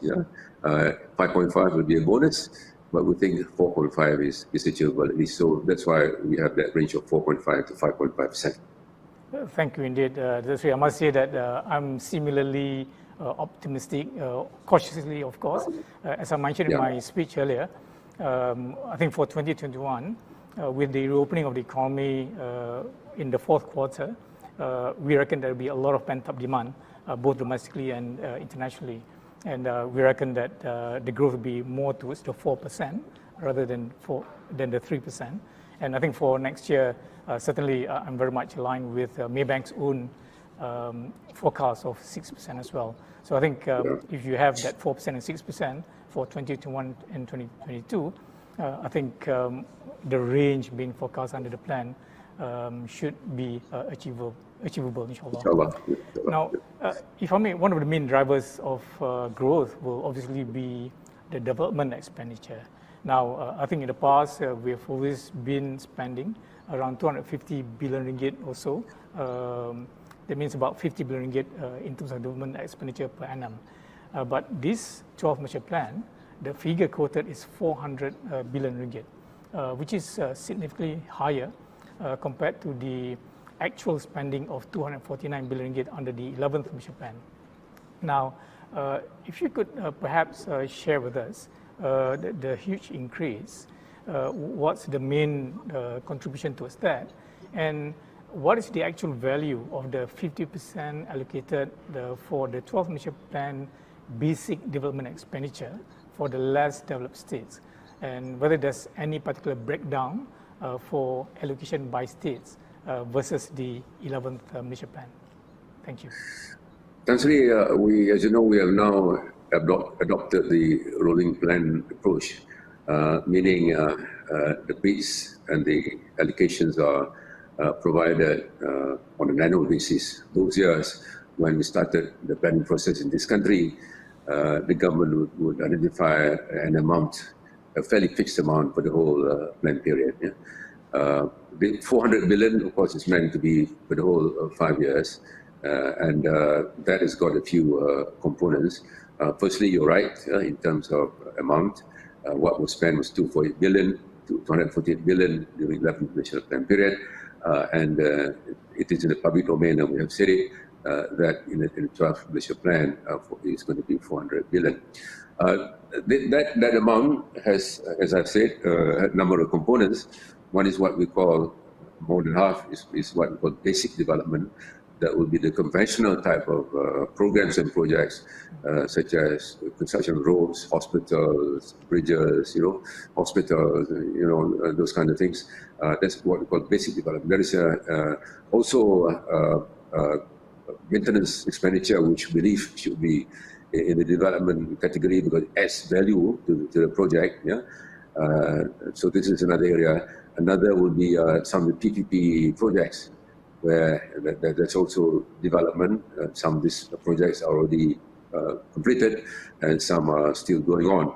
So this is a rough idea of what we have. In terms of exact breakdown. We're in no position because, as I say, the way the development budget is structured now, it is done on an annual basis based on the budget. So 400 billion is a projection. If it is more than that, of course, it is a bonus. If it is less than that, it can be considered to be another achievement. And there are upsides and downsides. In the event we're able to grow faster, or in the event we're able to broaden the revenue base, then the government will be in a position to spend more than 400 billion. So 400 billion is an estimate of what we're likely to spend on what we call basic development, a bit over half of the 400 billion. And this time around, we have also decided that we should fix a certain percentage for the less developed states. We have named them, which is Sabah, Sarawak, Kelantan, Terengganu, Kedah, and Perlis. In the past, it's been hovering on 45, 46%. This time around, we say that we're going to have at least 50% of development, of basic development expenditure to be devoted to development projects in the 6 states. Yeah? So that's new. That's a commitment. What's new in the plan is that we have a special chapter on Sabah and Sarawak. And this goes to show how committed we are in fulfilling our obligations to our brothers and sisters in Sabah and Sarawak. The Malaysia Agreement 63, the government has been working hard, to make sure that we realize, those promises. And the 50% percentage has been, I must say, well received by our colleagues in Sabah and Sarawak. Indeed, Dato' Sri, I must say that's certainly the right thing to do in terms of increasing the allocation to 50%. Because this is the issue of the regional divide, which is real. In terms of basic facilities in Sabah Sarawak compared to some parts of Peninsular Malaysia, we have to do more. Otherwise, we will not be in a position to reduce the regional gap. We will not be able to achieve this objective here. Indeed, very equitable indeed. Now, if I may, you actually mentioned the word broadening the revenue base. So that brings me to the next question. So there is that medium-term target to bring down the budget deficit to between 3 to 3.5% by 2025. Now, obviously, on one side you have a huge increase in the development expenditure. On one side, you want to reduce the budget deficit. So that would suggest that there will be that prospects of broadening the revenue base. So does that mean that the government is looking at reintroducing GST, or is the government looking at introducing capital gains tax or windfall tax or any other forms of new taxes?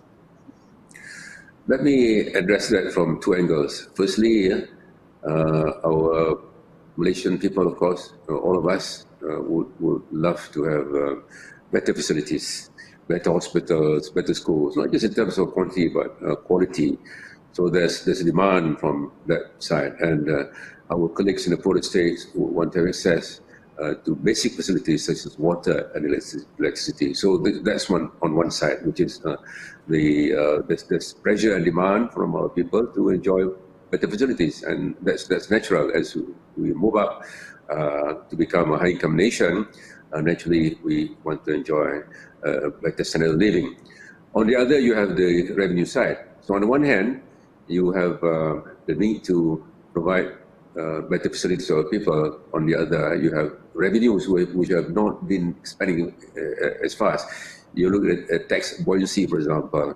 The tax to GDP ratio compared to our peers in the region has been declining. Yeah? And this is something that is cause for concern. So on the one hand, you have Malaysians aspiring to enjoy a better standard of living. On the other, you have revenues which are not keeping up with the pace of growth in expenditure. So there's a need, therefore, to look for additional sources of revenue. There are two ways of doing it. One is to tighten up the machinery, to make the tax collection machinery more efficient, which is a continuous process, of course. The other is to look for other sources to diversify our base, revenue base. This is a work in progress, but I must say this is important in the context of sustainable development. It's in the context of fiscal sustainability as well. As you have rightly pointed out, 2025, we aspire to bring down the deficit level 3.5% of GDP. Mind you, before that, we have a more ambitious target. A few years ago, we were striving for budget balance. That's not in the government's planning for the moment. We have said it in the public domain that 2025, the budget deficit would be around 3.5%. And that's reasonable. I mean, going down from 6.2 or 7%, to 3.5 is quite a big consolidation.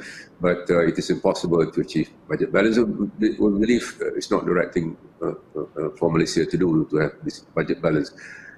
So we believe this is a modest ambition, 3.5%, in the context of earlier target of achieving budget balance by a certain year, and we believe this is reasonable in the context of higher demands for the Malaysian public. So it is important, therefore, for us to broaden our revenue base. As I said, this is work in progress by relevant people in the Ministry of Finance.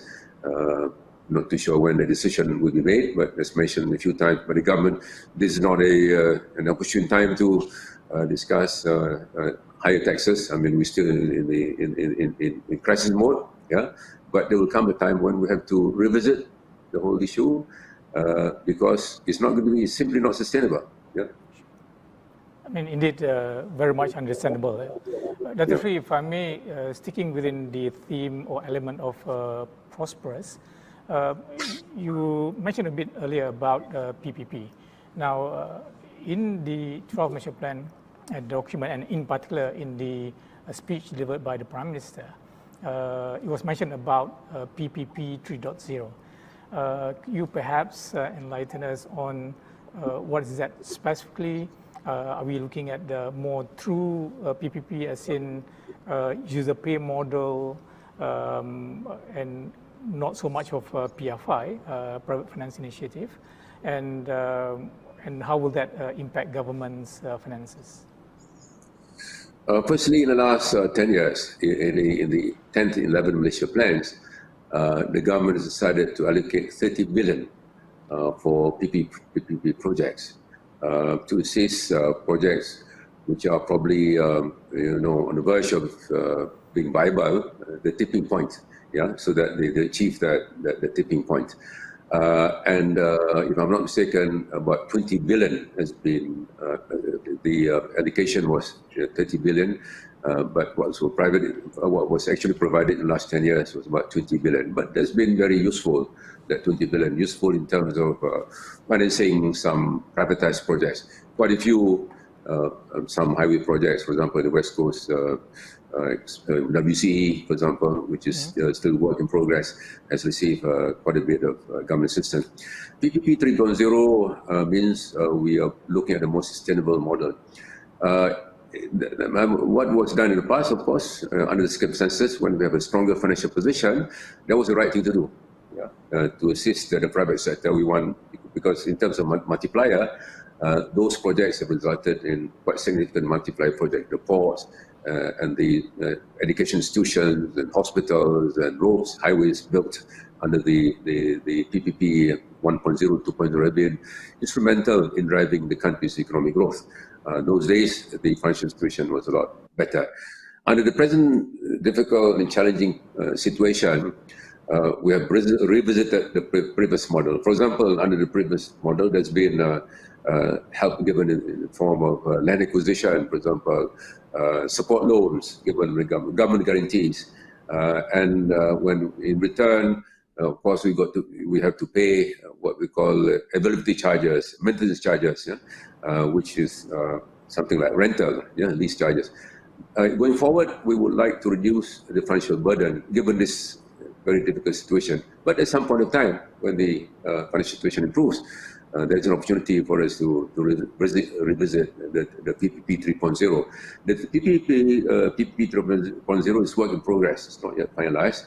It has been, a concept paper has been prepared. We go to Cabinet, and assuming this Cabinet approval, the model is roughly as follows.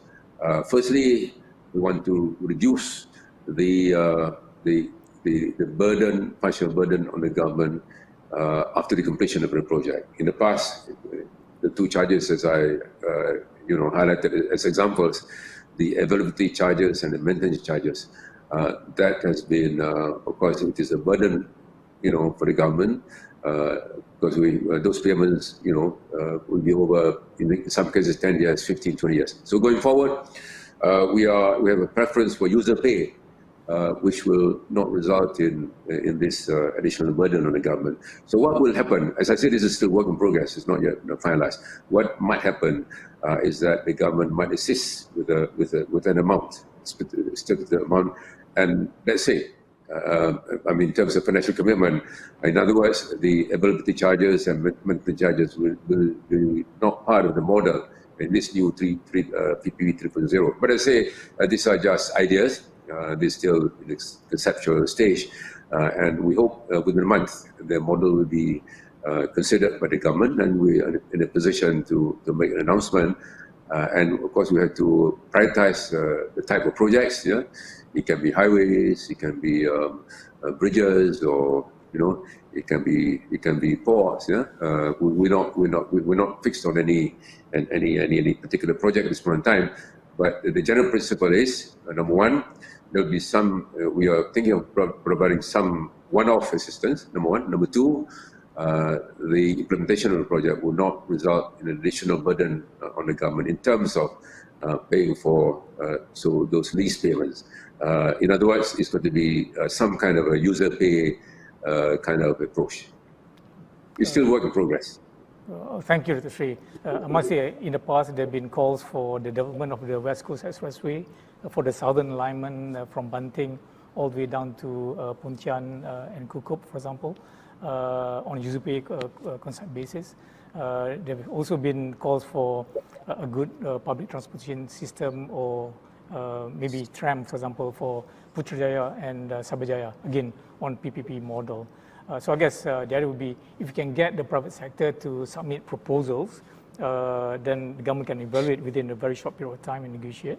I think that would be great, if I may. So if I may ask as well, following up from that, what is the status of the MRT3 and the high-speed rail? There have been a lot of interest from analysts asking about, are these projects going to happen? And what will be the impact on government's finances and so on? There's been proposals submitted to the government, a few presentations on the MRT3 project. In terms of need, the need is there, but it's got to be, the model has got to be carefully looked at. So that's the MRT3. On the high-speed rail, as we all know, the agreement, the bilateral agreement between Malaysia and Singapore has lapsed at the end of last year, and we've been looking at some other alternatives.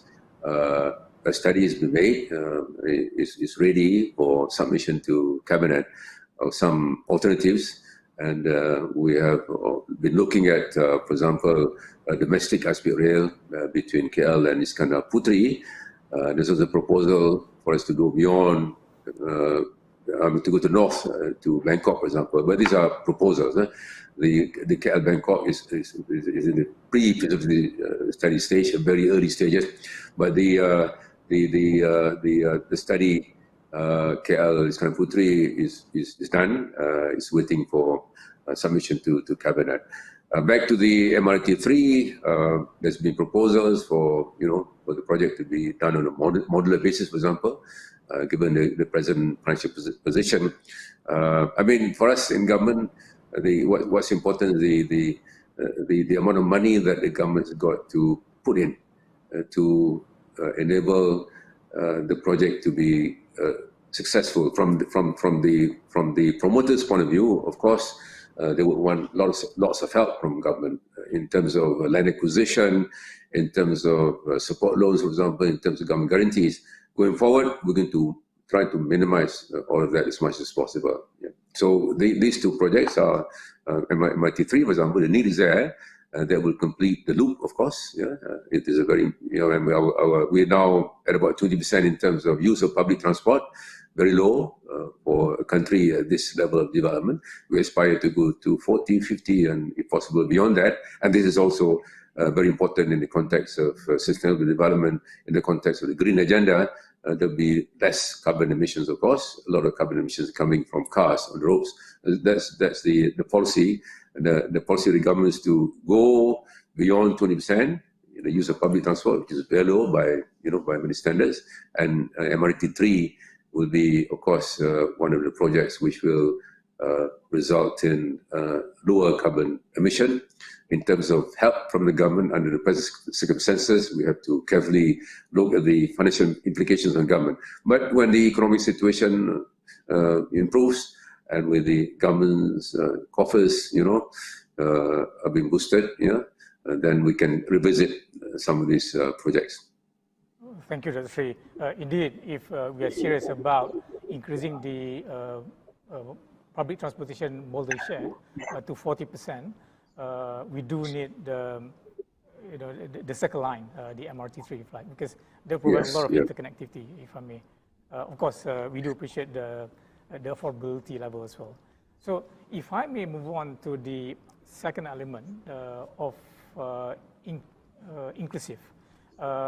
Now, there are many targets on improving people's incomes. For example, GNI per capita, household income, increase salaries and wages, share of workers' compensation as a percentage of GDP, and so on, inside the 12th Malaysia Plan. So, for example, there is that target to increase household income from 7,160 ringgit to 10,000. That's about 7% per annum increase over that plan period. And there's also proposal or target to increase the share of compensation as a percentage of GDP from 37.2% to 40% by 2025. Now, obviously, for that to happen, I would imagine that the government will really need to address the issue of minimum wage. Now, today is 1,200 ringgit for Peninsular Malaysia, and is well below the poverty line income of 2,208 ringgit, and it's just slightly above the food poverty line income of 1,169 ringgit. So surely there will have to be a lot of focus on moving up this minimum wage. Perhaps you could share your thoughts on that. Thank you. It's a long question, but let me zero in on the CE of 40% by 2025 as opposed to 37% now, and also related to that with the issue of minimum wages. This is a very important issue for the government. All of us believe that workers need a fairer deal. Of course, we cannot jump to 50% in the foreseeable future. That's the share of workers' income in many developed countries. That would be ideal. So we believe we have to do that in stages. And 37 to 40, although it's a realistic target, but there's some challenges. Firstly, on the income, household income, your view on the living wage and the minimum wages. I just want to explain, as you know, when we measure income, is household income in the context of poverty. It's not what a person earns.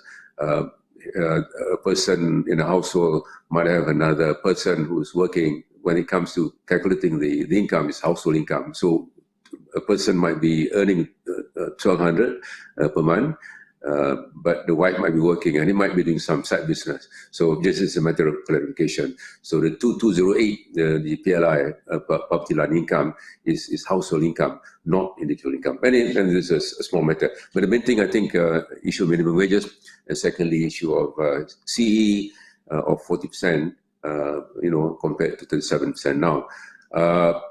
We want, when talk about a fairer distribution of wealth, this is very important. We have to make things happen, and we know it's not going to be easy. It's got to do with training. It's got to do with skills. It's got to be preparing our people, our youth in particular, for jobs of the future. It's related to minimum wages as well. For a household, living in a city, earning say 2,000-3,000 ringgit a month. We know there's been many studies done, including by our Bank Negara. We know that people, household of 4 or 3, husband and wife plus 1 child or 2 children, difficult to survive on the income of 4,000 to 5,000 ringgit. This is, we know that it's difficult to survive in Kuala Lumpur. So going forward, yes, it is very challenging. Yeah, we have, in a way, lost inverted commas 1 year. This is October 2021. We actually have 4 years to achieve that target. Yeah? So we have to work extra hard. But as a nation which believes in a more equitable income distribution, as a nation which believes that workers need a fairer deal, it is important to have this aspiration of 40% CE compared to what it is now, 37%. And as a nation which aspires to be a high-income nation, mind you, we have missed the target. 2020 was the year, December last year was the year when we were supposed to be a developed nation. Yeah? Of course, according to our own definition of developed nation status. We are now about 20% lower than the World Bank definition of a high-income nation. And going forward, we have 4 years to go. We believe we can get there by the year 2025. But that has got to go, you're right, that's got to go with a holistic approach, not only minimum wages, but it's got to do with training, upskilling, reskilling, it's got to do with investments as well. We need to attract the right investments into the country. We've been talking quite a bit about the national investment aspiration. We've been talking a lot about bringing more quality investments. It is true that in the past, that we have been attracting quite a bit of labor-intensive industries. Going forward, we need to rely more and more on the high-quality investments which will generate better incomes for Malaysia. So it's got to be a holistic approach. It's not just, talking to employers. It's got to do with productivity, with skills training, with investments, and all the rest. Thank you, Dato' Seri. So indeed, if talking about minimum wage issue, it's also related to the foreign labor policy and it must be looked at holistically. Now, obviously, my view is that you have to pay people fairly for them to appreciate their job, and probably that would be the only way to actually make sure that more locals be interested to actually work in some of the areas when you pay them fairly, and then you can actually reduce dependency on foreign workers.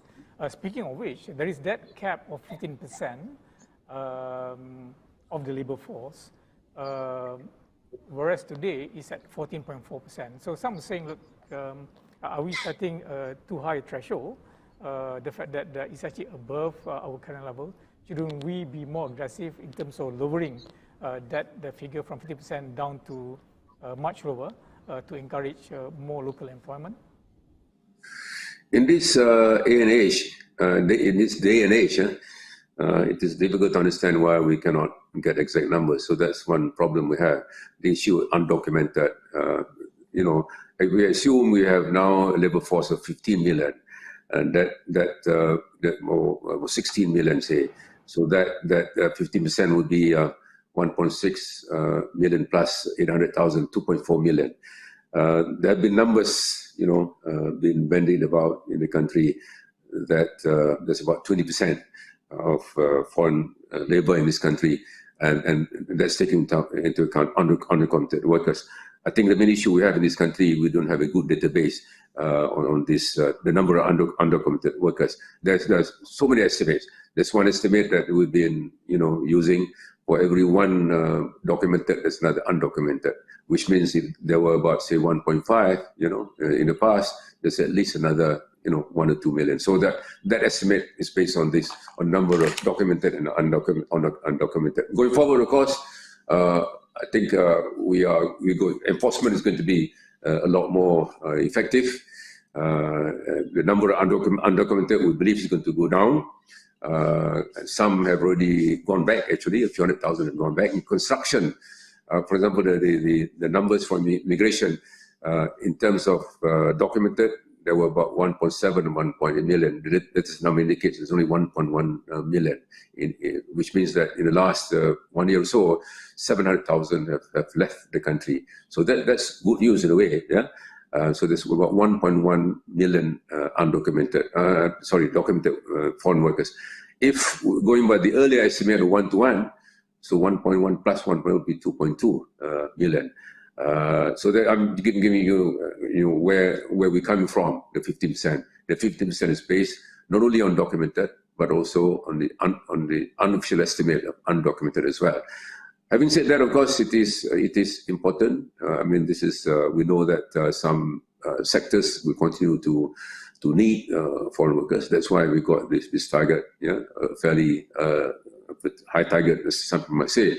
To me, if it is going to be 10% foreign labor, that will be a big bonus for us. Yeah. So we have to do more to ensure that we get the foreign workers replaced by locals. The other is mechanization. In the plantation industry, for example, we've been talking for many years. In agriculture, we've been talking many years about smart farming, but we were very far from automation in plantation. We're very far from the adoption of smart farming techniques in agriculture. So we've got to do a lot more in terms of automation, in terms of getting our people to be trained in jobs of the future, and in the process earning high incomes. And when they earn high incomes, it will probably be less attractive for the foreigners. It's becoming more, it will be more attractive for locals to work in some of these occupations. In agriculture, for example, lots of vacancies are in agriculture, and that's got to do with wages. But when wages go up as a result of productivity or automation, that will indirectly reduce the number or percentage of foreign labor that we need in the country. Indeed, I would support that, Sri. So I know of people like Felda, FGV, Samdabi Plantation, for example, they already started using drone for their fertilizer and their pesticide application and so on. Well, it's a good start, but progress has been slow. I think that's the issue. We've been talking about this for quite some time, but we are not there yet. A long way to go. So we have to push up. All of us have to work harder in respect of automation in the area of smart farming. Yeah, indeed. There's potential especially the big estates. There's no reason why they can't automate their processes. Thank you. The third element I mentioned was sustainable. Indeed, sustainability is a big subject within the context of ESG for public listed companies in particular. The elements of environmental, social, and governance. Now, I just want to say that it's great that the government has committed to be a net zero greenhouse gas emissions country as early as 2050.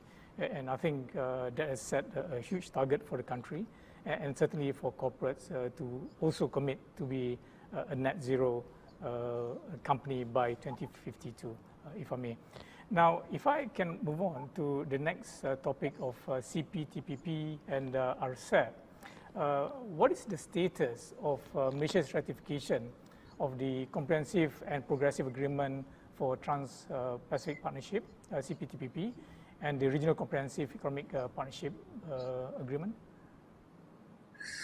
Our senior MITI minister has said it in a public domain that we will ratify RCEP hopefully by the end of this year. And CPTPP was involved in both very much in my previous position. I know how challenging the two agreements are. RCEP took many years, although it's within not too many developed countries, basically ASEAN plus 5 or plus 6. So RCEP is I think is going to be ratified. But it depends on the laws. I mean, all these agreements require amendments to our laws. There are a few challenges. One is public acceptance, which is a big challenge in the context of opening up the Malaysian economy to foreign competition. So that's one, public acceptance. The other will be amending some laws, the labor laws relating to intellectual property protection, for example. So that's work in progress. There's been progress on RCEP. On CPTPP, I must say, We are not there yet. There's some progress. To be fair, there's been MITI has been working very hard on that. As I said, the two major challenges which we need to overcome. One is getting public buy-in. Secondly, to make sure that some policy changes. And if those two are done with, then we will be able to progress a lot faster. So RCEP we're almost there. CTPP is still work in progress at this point in time, from my understanding. Thank you, Dato' Sri. I'm now down to the last question, which is about execution and accountability. So naturally, like with any other plans, it is actually very important, while we have great plans, the ability to execute and ensure accountability must be there. So how do you ensure that this plan will be well executed and there will be accountability in terms of making sure that there are no leakages and costs are reasonable and so on? Indeed, there's been a lot of comments and feedback on this issue of implementation. Well and good, the plans are, done beautifully in terms of targets, in terms of aspirations, but implementation is always an issue. In this country, fortunately or unfortunately, we've not been able to deliver 100%. We have done well, to be fair, but there are some weaknesses which we need to address. And one area would be the silo mentality, for example. Another area would be the need to get the support of everyone. Now we're talking about the whole of nation approach. It's not just the government, private sector, it's also civil society organizations. We have said very clearly that we'll get the CSOs to be involved as well in telling us, what's not achieved or where we've gone wrong.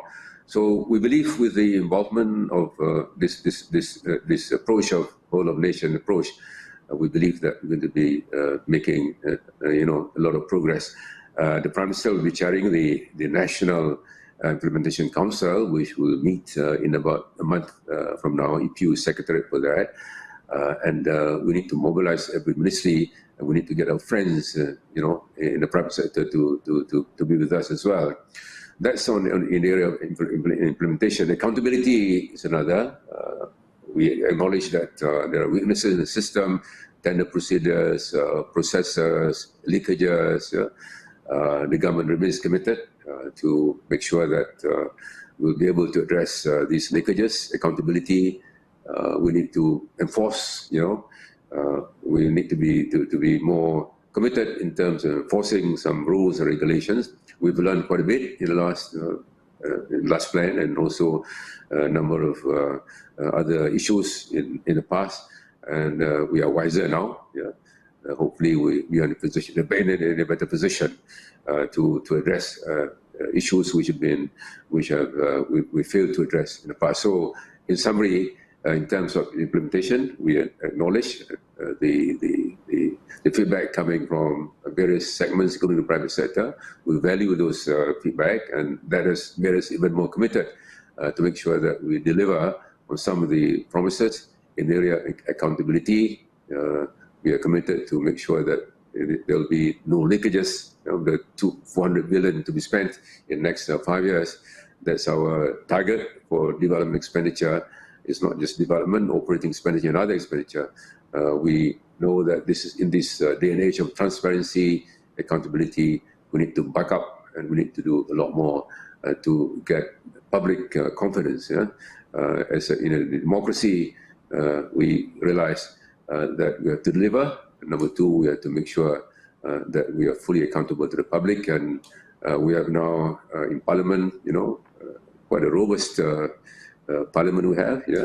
Lots of criticism has been leveled against the government, and we value some of this feedback, and this will inspire us to do a lot more to ensure that our plans are better implemented and there's greater accountability. So thank you, Seri, for this opportunity, and we hope that that will provide some clarification to some of the issues, and we will be working very closely in many other areas, especially in the area implementing some of the goals prescribed in the 12 Malaysia plan. Thank you very much, Tan Sri, for this opportunity. Well, thank you, Mohamed, Dato' Sri. Very comforting, very encouraging to hear that. You've been very generous with your answers. If I may trouble you, do you have any final message you would like to convey to the audience? So we have institutional investors, retail investors, corporates, all the CEOs, and the public. Any particular message you would like to convey? We have learned a lot during the pandemic. Some of our systems have been tested, our health system, for example, and we've done well. We have done well in delivering the stimulus packages, 8 altogether. So it is time to reform. It's time to regain some lost ground. It's time to make some structural changes, and those changes have got to come not only from the government, the private sector as well. In the spirit of Keluarga Malaysia, we all one nation, one country, one family. We'll work closely with the private sector, and then we look forward to getting feedback on a regular basis from our friends in the private sector and also from CSOs. So this is a time for us to not only to look back, but also to make sure that we are on a sound footing. We aspire to be a high-income nation by 2025. This time around, we have to make it, and inshallah, we'll make it. Thank you. Well, thank you, Dato' Sri. So indeed, let us all play our respective part, be constructive, and truly embrace the spirit and intention of the Rukun Negara. I think, inshallah, this country of ours will continue to progress, if I may. With that, thank you so much, Dato' Sri. Thank you to all of you for listening in. I wish you a very productive session ahead. And I would like to hand over back to Ibrahim Sani. Over to you, Ibrahim. Thank you. Thank you. See you soon. Thank you to both Tan Sri Wahid Omar as well as Datuk Sri Mustapa Mohamed. That was indeed an enlightening conversation. I hope we can learn a lot from that. Coming up after the break, we have the Government-Linked Investment Companies or GLIC panel before having the special address by Datuk Sri Azmin Ali. But for now, we shall adjourn for a short break and we will resume our event at exactly 11 a.m.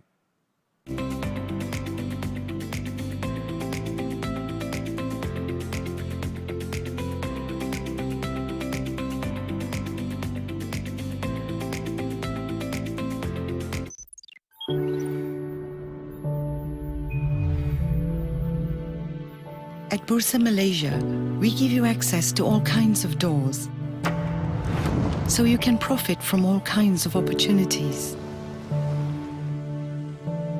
You'll find doors that lead to businesses as old as the land itself, doors that open to the future and the wealth of opportunities that await. Some doors open multiple pathways for you and for everyone else.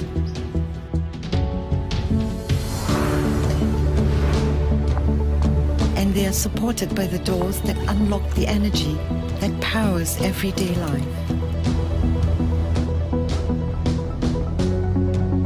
There are doors to solutions that are good for people and the planet. And doors that hold new ideas, new ways of connecting data that can change everything we think we know. There are even doors that empower everyone through values that are fair, just, and transparent. While others bring the world to us to shape our brightest minds, you can open doors that take you across the world with just a click, or give you access to the economic roots of the ASEAN. We connect businesses and investors of all sizes. At Bursa Malaysia, businesses raise funds and gain visibility. while investors seize opportunities to grow their wealth. Trust and rely on us. Open the doors, step in, and create the impact you seek. Bursa Malaysia, creating opportunities, growing value.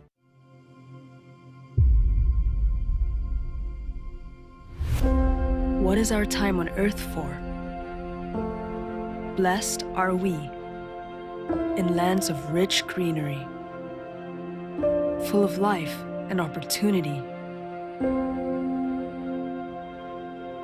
where our responsibility is to make time. The time to lead the way for prosperity. The time to lead the way for society. The time to lead the way for Mother Earth. We make the time to do the right thing for a future that's fully inclusive and to leave no one behind. To share the prosperity for greater unity in our diversity. To elevate society by bridging the financial divide with easy access to financial facilities for all. Make time to innovate for humanity.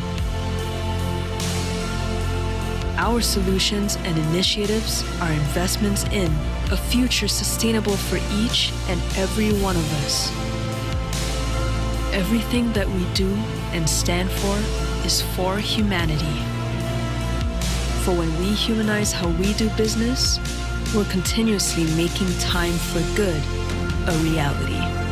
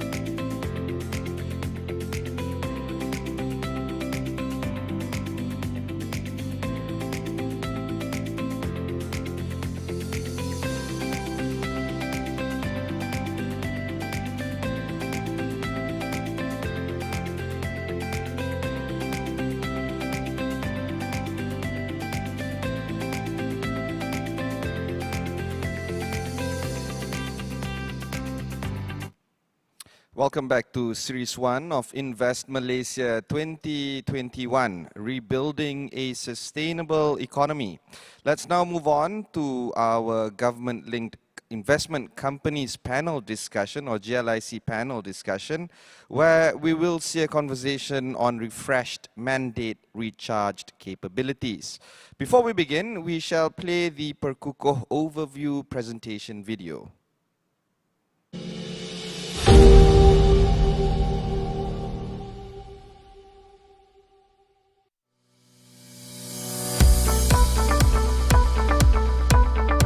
Perkukoh Pelaburan Rakyat, or Perkukoh, is a medium-term strategic transformation plan to enhance government-linked investment companies and optimize the role of government in business. Perkukoh will focus on Malaysia's 7 flagship GLICs, namely Khazanah Nasional Berhad, Kumpulan Wan Persaraan Diperbankankan (KWAP), Kumpulan Wang Amanah Negara (KWAN), Kumpulan Wan Simpanan Pekerja (EPF), Pemodelan Nasional Berhad PNB, Lembaga Tabung Haji LTH, and Lembaga Tabung Angkatan Tentera LTAT. Collectively, the 7 GLICs hold 1.7 trillion ringgit, or over $380 billion USD in asset under management. Perkukoh is a priority initiative for the government, part of the ongoing 6R Economic Recovery Plan, as Malaysia opens its economy as it exits this pandemic.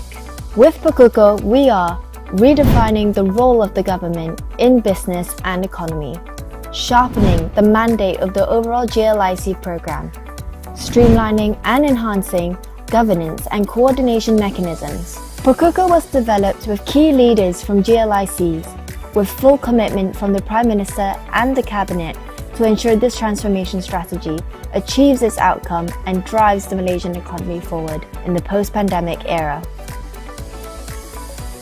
There are 5 key target outcomes for Perkukoh.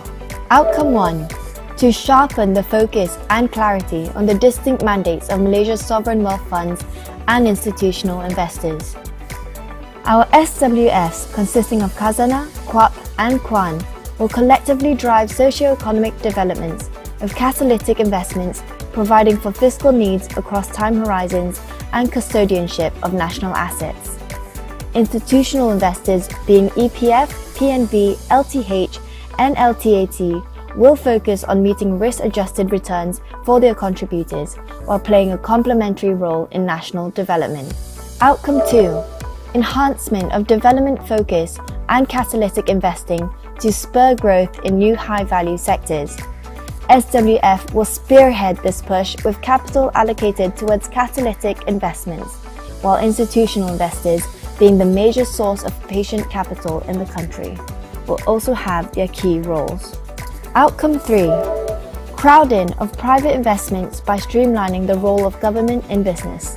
This includes sharpening the definition of strategic assets and reassessing the government's participation in non-strategic sectors. This process is further supported by the enhancement of regulatory environments. Outcome 4. Our GLICs will be future-proofed with best-in-class governance, capabilities and strategies. Perkukoh incorporates megatrends preparedness, implementing standards for sustainable and responsible investing and managing climate transition risk in GLICs and GLCs. Finally, Perkukoh aims to strengthen social safeguards for our rakyat and the country's fiscal resilience. Examples include widening retirement saving coverage and ensuring adequate provisioning for long-term pension liabilities, adopting better fiscal discipline to ensure balanced provisions for the country's fiscal needs across time horizons. The 5 key target outcomes will be achieved via 20 core initiatives to be coordinated by Ministry of Finance and the National Economic Strategy Implementation and Coordination Agency, Laksana. All 20 core initiatives have been activated and implemented and are slated for completion by 2024. Perkukoh will benefit our people, businesses, investors and the broader economy. For the people or rakyat, the creation of high-quality jobs, improved household income and enhance social protection. For businesses and investors, development of new growth areas and enhancing mature sectors to provide greater opportunities to invest and participate in markets. And finally, for the broader economy, a formation of knowledge-based and high value-added economy, strengthening the nation's growth prospects and fiscal resilience in the long run. With a deep resolve for a firm recovery for the country, this strategic plan charts the way forward for Malaysia's investment institutions and sovereign wealth funds, a landmark transformation for the economy of a nation. This is Perkuku.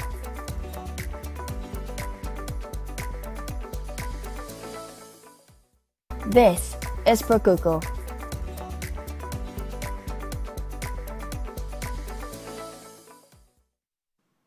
Invest Malaysia is proud to present the Perkukuh booklet to you today.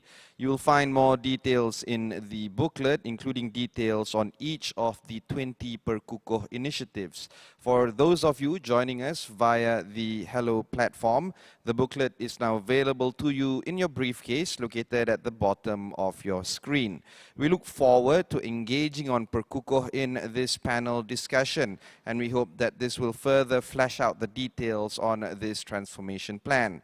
The panelists for this morning's conversation are Yang Berbahagia Dato Amirul Faisal Wan Zahir, the Managing Director of Khazanah Nasional, Encik Ahmad Zulkarnain On, President and Group Chief Executive Officer of Permodalan Nasional Berhad, Puan Rohaya Mohamed Yusof, Chief Investment Officer of the Employees Provident Fund, Encik Gerald Ambrose, Chief Executive Officer of Aberdeen Islamic Malaysia, and Mr. Anand Patmakantan, Head of Malaysia and Regional Equity Research of Maybank Kim Eng. The panel will be moderated by Yang Berbahagia Datuk Muhammad Omar Swift, the Chief Executive Officer of Bursa Malaysia. For the audience, you may pose your questions by clicking on the Q&A button located on the left side of your screens. But for now, over to you, Datuk Omar. Thank you, Ibrahim. And firstly, on behalf of Maybank and the Exchange, I'd like to thank all our panelists for joining us this morning. We have an exciting panel today drawn from the GLIC community representing sovereign wealth funds as well as institutional investors. And we also have our protagonists from the analysts and investing community, mainly Jamie and Anand. Now, clearly, GLICs are a fundamental pillar of the capital market, managing some 1.7 trillion ringgit in assets, employing about 500,000 people, and account for a sizable portion of market capitalisation. Now, I think as we look into, and you've seen in your briefcase on the website, you can now have a look at the booklet on Perkukuh, but clearly it is about sharpening the mandate of sovereign wealth funds versus institutional investing. Now clearly GLICs can be grouped in two groups, sovereign wealth funds and institutional investors, and we want the drive behind Perkukuh, as you will see and read, is to drive clarity in the public domain between two. So clearly sovereign wealth funds have a distinct mandate, but collectively to drive socio-economic development and provision of fiscal needs over a longer term horizon, and also being custodians of national assets, while institutional investors' core role and core mandate is to meet their risk-free or risk-return mandates for their contributors, and while playing a complementary role to national development. Now, perhaps to kick it off, if I could pose this question to Dato Amirul. In your mind, what does it mean to be classified as sovereign wealth fund? And looking at how Khazanah has evolved, the sovereign wealth fund role differs from one of an institutional investor, if I may. Thanks, Dato Omar. First of all, thank you very much for inviting me to this panel discussion. Actually, you know, when you started off your question, you mentioned about the role of the sovereign wealth fund, and I think that's actually a good point, because you know, we are funded by the government, and the role of savings and stabilization, socio-economic development, and being a custodian of assets, which you mentioned, I think that is our role. But this is actually quite interesting, because we have that role and being government funded. We can actually play a more proactive role in terms of the development of the country. That's because we can actually take a longer term view in our investments going forward. Unlike perhaps some of the institutional investors where they have immediate requirements of their members or contributors. So in that sense, I think when you look at a sovereign wealth funds, especially like Khazanah, it's the ability to take that longer term view in terms of the development. Now, as we evolve, it's actually quite interesting. I mean, if you look at the history of Khazanah, it's something that we've been doing already. Some of the investments that we've made since 94, since 95, etc., it's looking at the new growth areas. And I think something like a Prakuko is actually helpful because there's one thing that we can do as well. We're taking on the longer term view in some of these investments, especially for the new growth areas, which we want to do, which I can explain a bit more. But under Prakuko, it's more helpful because in a way, we can actually mitigate some of that longer term risk ourselves. And mitigating that risk in the form of a partnership of ensuring that whenever we look at the growth in catalytic investments, especially for the new growth areas, what we're doing here is actually a partnership with the government as well, under their own Prakuko initiative, where we can actually partner the government as well as the private sector going forward. And one thing I'd like to mention also, I'm sorry, maybe taking a bit more time, as a sovereign wealth fund, that there's always this thinking that, we want to have the longer term view, but are we going to take too much in some of these developmental growth? And therefore, what about the private sector? And does it mean that it's only the sovereign wealth that just does it and that there's no coordination? Well, I think our view is slightly quite different, is because we take that longer term view and the higher risk element, we're having that patient capital, we can take some of the risk and in fact crowd in some of the private sector as we move forward. So again, it's a catalytic role. And we're doing this through a fund, which is our Dana Impact Fund, which I guess you know, it's a 6 billion Dana Impact Fund over 5 years. Yeah, so I think that's the main difference in how, of a sovereign wealth fund and I guess how we're evolving. So, I mean, leading on, and we will talk a little bit more about Dana Impact, is you actually have the ability to increase the velocity, be strategic and drive investment where it is needed to prepare, if you like, the economy for the future. Now, let's juxtaposition that and have a look at what is the objective or the mandate for institutional investors. And of course, with us today we have Encik Zulkarnain from PNB, a very large and a supporter of the stock market. Thank you very much, sir. If you could compare and contrast that need for risk-adjusted returns for your unit holders, of which I am one. Thanks, Dato, and thank you for inviting me to the panel today. So I think it's, we definitely like what Prakuko is attempting to do, and I think the distinction for clicks, for a long time, clicks have been kind of lumped into one category. And now making the distinction, which is, when you think about it, fairly obvious, that there is sovereign money and the rest of us, institutional investors, including ETF, my colleague on the panel today, we actually are managing people's money, right? I mean, the clear distinction is that we all have account holders with us, and we do have fiduciary responsibility to individuals. And we have fiduciary responsibilities to a lot of individuals, over 10 million people. In general, I think we're at 12 million, ETF, I think it's about 15, 16 million. So a large segment of society have their hard-earned savings with us. And it's not sovereign money. So clarity of mandate for any institution is important. Consistency of mandate for institutions like ours is also important.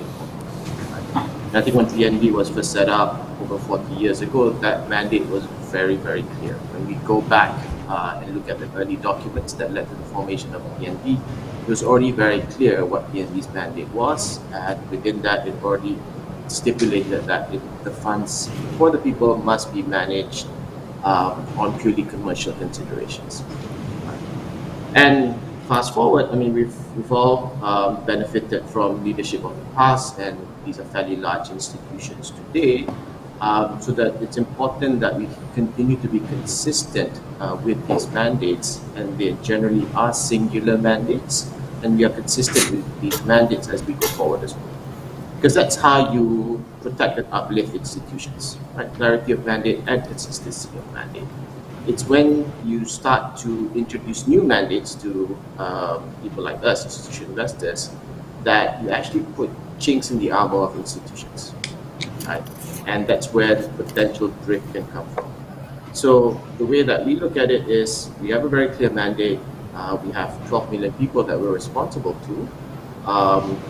We're all fairly well trained. I would offer in terms of what a good portfolio should look like, and we're all working towards constructing that portfolio based on basic textbook principles on how do you generate the best risk-adjusted return. Right? So my takeaway from this is providing that clarity of mandate that Protocol is reinforcing. It's not new, it's a reinforcement of what has been put on paper for many decades ago. I think it's a good thing for the market. Would it be fair to say what we are doing is we are again introducing and being very clear and transparent as to what the mandates are? So there's a great degree of clarity for our foreign investors, our institutional investors, and as I touch on institutional investors, I think cornerstone investor of IPO, and I tend to think of Puan Rohaya at EPF. And I think as an institutional investor, so clearly there's always been, how can institutional investors contribute, or what would be the role contributing to the national agenda as we redefine that relationship in the public domain, and the synergistic benefits to that core mandate of risk-adjusted returns for unit holders?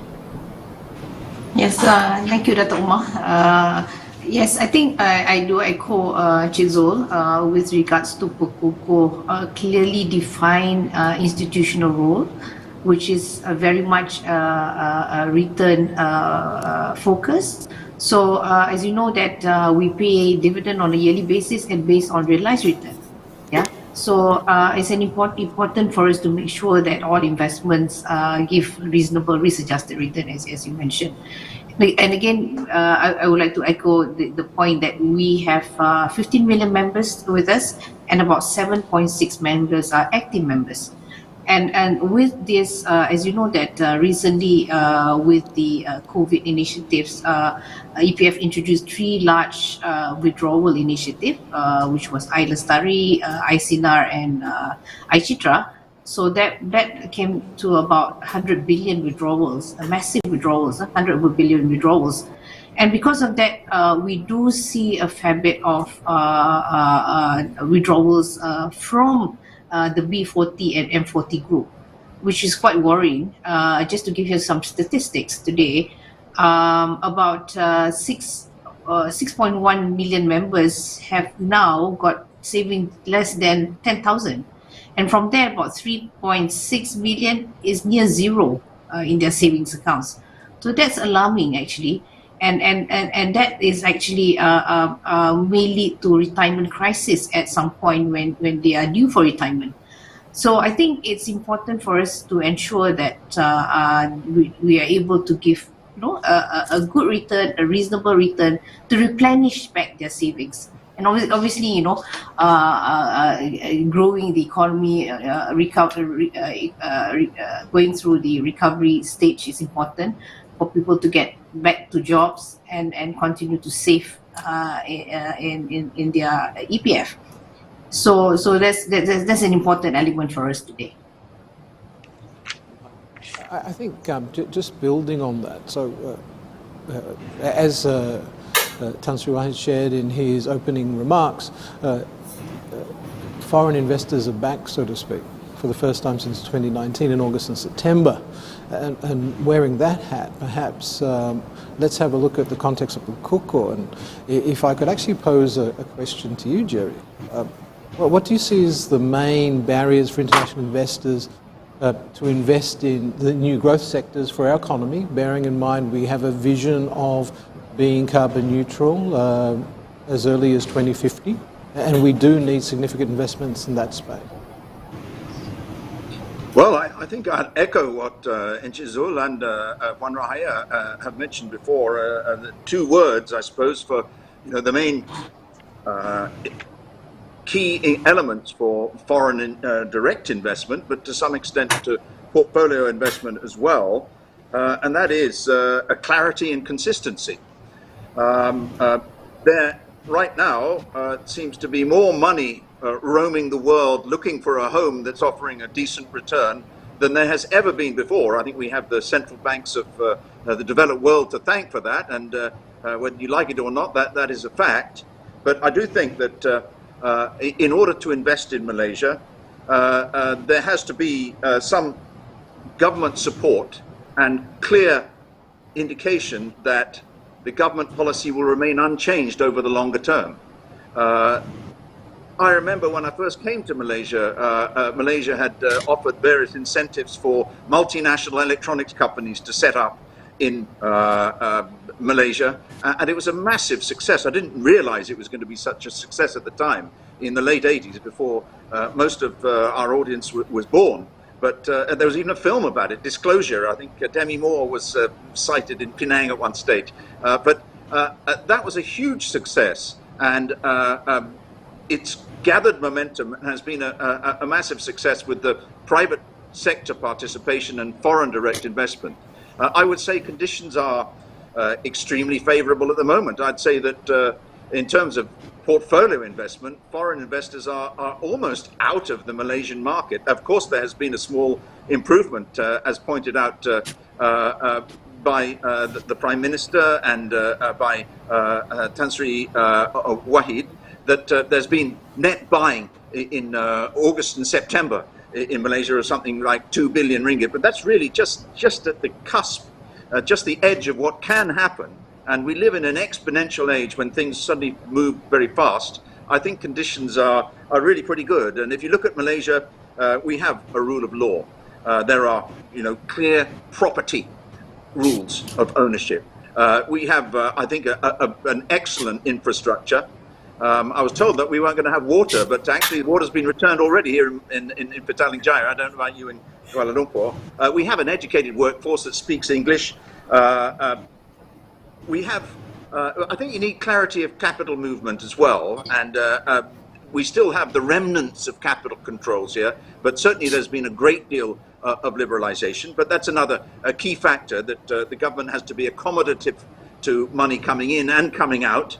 And that is the case at the moment. We understand that, after the Asian financial crisis, a sudden exodus of foreign investment, which then was excessive foreign investment, can damage. But I think we have to have clear rules about that. And basically the confidence of policy stability, that what the current government announces as the rules for foreign direct investment aren't going to change. And that's, I think, where we have a bit of a problem at the moment. There's some uncertainty about whether companies are willing to commit areas of their business into Malaysia and be able to keep their staff or senior staff employed in Malaysia, visa clarity, etc. That's something that I think Perkuko addresses, but I think there needs to be a concerted effort for people to go out from Malaysia and actively to market it. Just building on that. So the theme is, picking up on your key things, is liquidity in the world economy. Malaysia is a destination we should be in, and we should be proud of the opportunities we have here. And we need to communicate that broader and engage to, as you use the term, the cusp of the investment. Is in your mind greater clarity and coordination between various elements of the government to get that message out? Is that's what you believe foreign investors are looking for? I mean, not you believe. Yeah, I think that's what the money's there. Definitely the money's there, but we've had a lot of different policies and economic growth triangles and special economic zones, etc., some of which have been successful, some of which have not been successful. But for Perkuko really to work, and for Malaysia to benefit from what is already happening in terms of foreign direct investment to accelerate, and ASEAN has really been left on the sidelines from all this money that's roaming around, is actively to market it. I think Malaysia seems to be off a lot of overseas investors' radar screens, and we need to go out and market it. As we come out of COVID, that would be my request, that there are concerted efforts to go to financial centres all over the world and to point out how accommodative Malaysia is.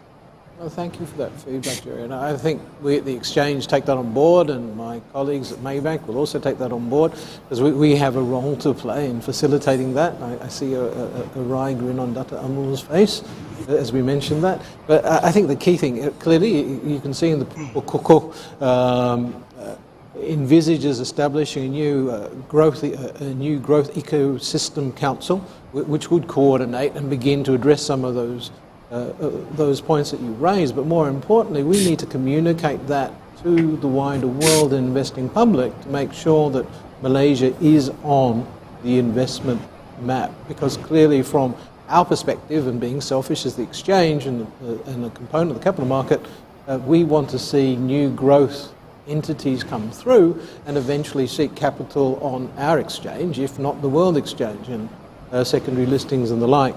Now, if perhaps looking at, there's always been this thorny question of strategic asset, golden shares around that case, and unfortunately we only have one representative of Sovereign Wealth Fund today, and I really would like to pose this question. Strategic assets and how they involved in the Malaysian context. So many years ago we had the nationalisation of Tenaga, Telecom, floating of these national, I should say. And in your mind, how is that going forward? So I presume that question's from you, right? It yes. the only sovereign wealth fund. Well, no, actually, that's a very, very good question. You know, like you said, I mean, when a lot of the industries were effectively monopolies, and then of course back in the 80s, a lot of it were privatized, and the different models of privatization was out there, and of course there's all this concern about, you know, some of the monopolies, are they going to behave differently against the public interest, etc.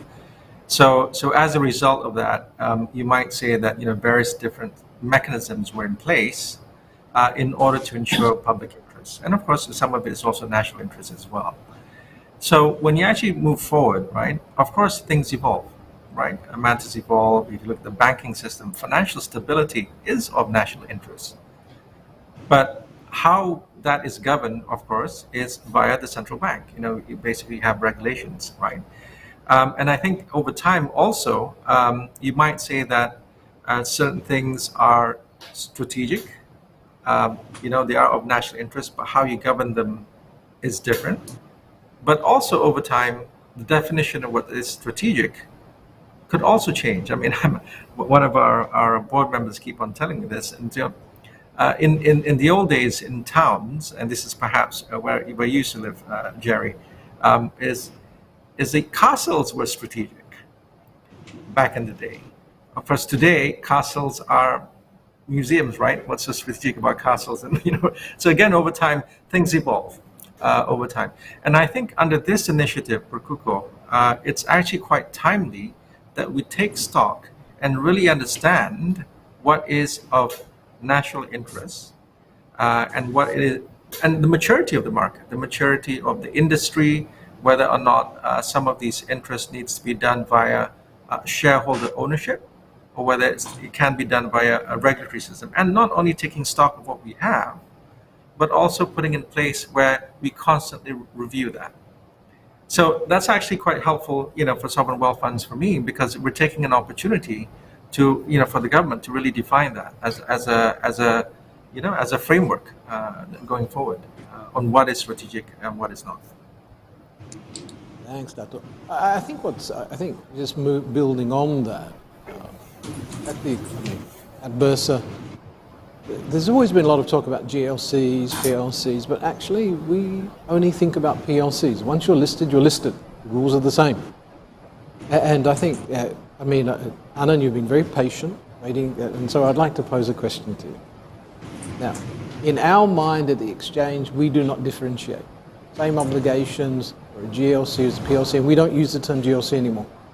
we only talk about PLCs. And as Yang Mohamed, Minister of Finance, Datuk Utama, Tengku Zafrul just shared, we're embarking on a PLC transformation, which is we have some 940 entities on the exchange, and we want them to improve and be better. And we just look at the shareholding is the shareholding, but what is important is the directors and the management of those entities, and they're the people we will be engaging as well as the shareholders. Now, how do private or international investors perceive government involvement in business, particularly with the golden share or large, something that's very close to our heart? The exchange is we're very much driven by liquidity, and so where you have large holding large stakes in major companies. Yeah, thank you for the question, Dr. Umar. I think this GLC PLC perception, this split, has been the reality for Malaysia for decades, and certain programs like the GLC transformation program has sort of reinforced that sort of split in the minds of investors. When they look at Malaysia, they say, is that a GLC or is that a PLC? And as a sell-side analyst, I've had to deal with those kind of questions and differentiations for decades. But to set some context, I think the painful reality is that broad investor interest in GLCs has been declining for a long time. Yeah, both among domestic as well as foreign institutional investors. And there are two key reasons for this. One is, despite the GLC transformation program, we continue to see sustained wide operating performance gaps between GLCs and their privately owned peers in multiple sectors. Yeah, so there's always a choice for investors. Do I go with the GLC in, say, banks or telcos, or do I go with a privately owned company? And they tend to gravitate to the latter because of better operating metrics. The other driver of this shift away from GLCs for investors is that growth drivers have changed. There's a global shift now away from asset-driven value creation, where GLCs have always had an advantage because their asset bases are extremely attractive. But what's driving growth now globally, and will have to be the case for Malaysia as well, is technology, is knowledge, is more the intangibles. And GLCs, unfortunately, are not well positioned for that from what we can see. And those considerations, unfortunately, are echoed by foreign investors. Foreign investors are much more cynical, as you would expect, much more unforgiving. They always say, capital markets are not the place for advancing political or social agendas. It's very costly, very inefficient. Governments should just focus on policy and regulation and leave the business of business to the private sector. They do it faster, they do it better, they do it cheaper. Now, this is just feedback, so don't shoot the messenger. And as mentioned, the performance gap there between GLCs and non-GLCs, that has sort of entrenched the perception that government ownership equates to strategic inertia, uninspiring management, and poor returns on capital. I think I mentioned don't shoot the messenger. I'll say that again. So I think, for the Perkuko, initiative, I'm actually very positive about it. I like the policy document. I think it provides a lot of hope for positive transformation. But I think, to me, and how I would approach investors with it is to really talk about the underlying message, which I think is the implicit recognition in that document that Malaysia can no longer afford to subsidize or offset domestic policy inefficiencies and leakages by leveraging on external drivers. Yeah, Perkuko is totally internally driven. We can no longer depend on trade and globalization to add value to the Malaysian economy. It has to come from within us. And I think Perkuko is a very potent admission of that new reality. And so, if we execute well, it could be extremely positive for the market and for the country. Thanks, Sarah. If I may, building on that, clearly Perkuko is it's a statement of intent, and we need to work together. But more importantly, we need to show that we are serious about adopting and changing and evolving our economy. We talk about Industrial Revolution 4.0. We're now talking about carbon neutrality in 2050. There will be new jobs, new opportunities, and we need to walk the talk, if you like. And as I touched on carbon neutrality, clearly ESG is a theme of Perkuko, and we at the Exchange are advocates. We see Malaysia as a trading nation, and if we do not, particularly of intermediate goods, And if we do not take advantage of supply chain disruption that we're seeing all around us and insert ourselves into it with green product or sustainable products, we will miss an opportunity for growth and, if you like, the transition of our economy into a green economy. Now, to give that a little bit more context, perhaps, Jerry, if I could reach out to yourself and looking at the mandates that you currently have and the feedback you have from foreign investing community, ESG, it's clearly a mega trend, and I believe it is important to the market generally, and one would assume it is important to GLICS as well. Yes, I think it is, and I think the GLICS and Malaysia has been quite proactive in adopting ESG practices. And, since time immemorial, when you're managing other people's money, it's very easy to become rather blasé and take greater risks than you might with your own money, and that's been pointed out by Adam Smith in the 18th century, and I'm sure before then. So that's about governance, really. But what has changed since the 90s, really, is that there is a threat to our climate. There's an environmental challenge that we've got, and I remember in the 90s, I think it was, this posh English guy called Sir Ranulph Fiennes went up to the North Pole and actually sort of gave concrete evidence that the world is warming, and that if we continued along this line, we won't really have much of a habitable environment for the next generation.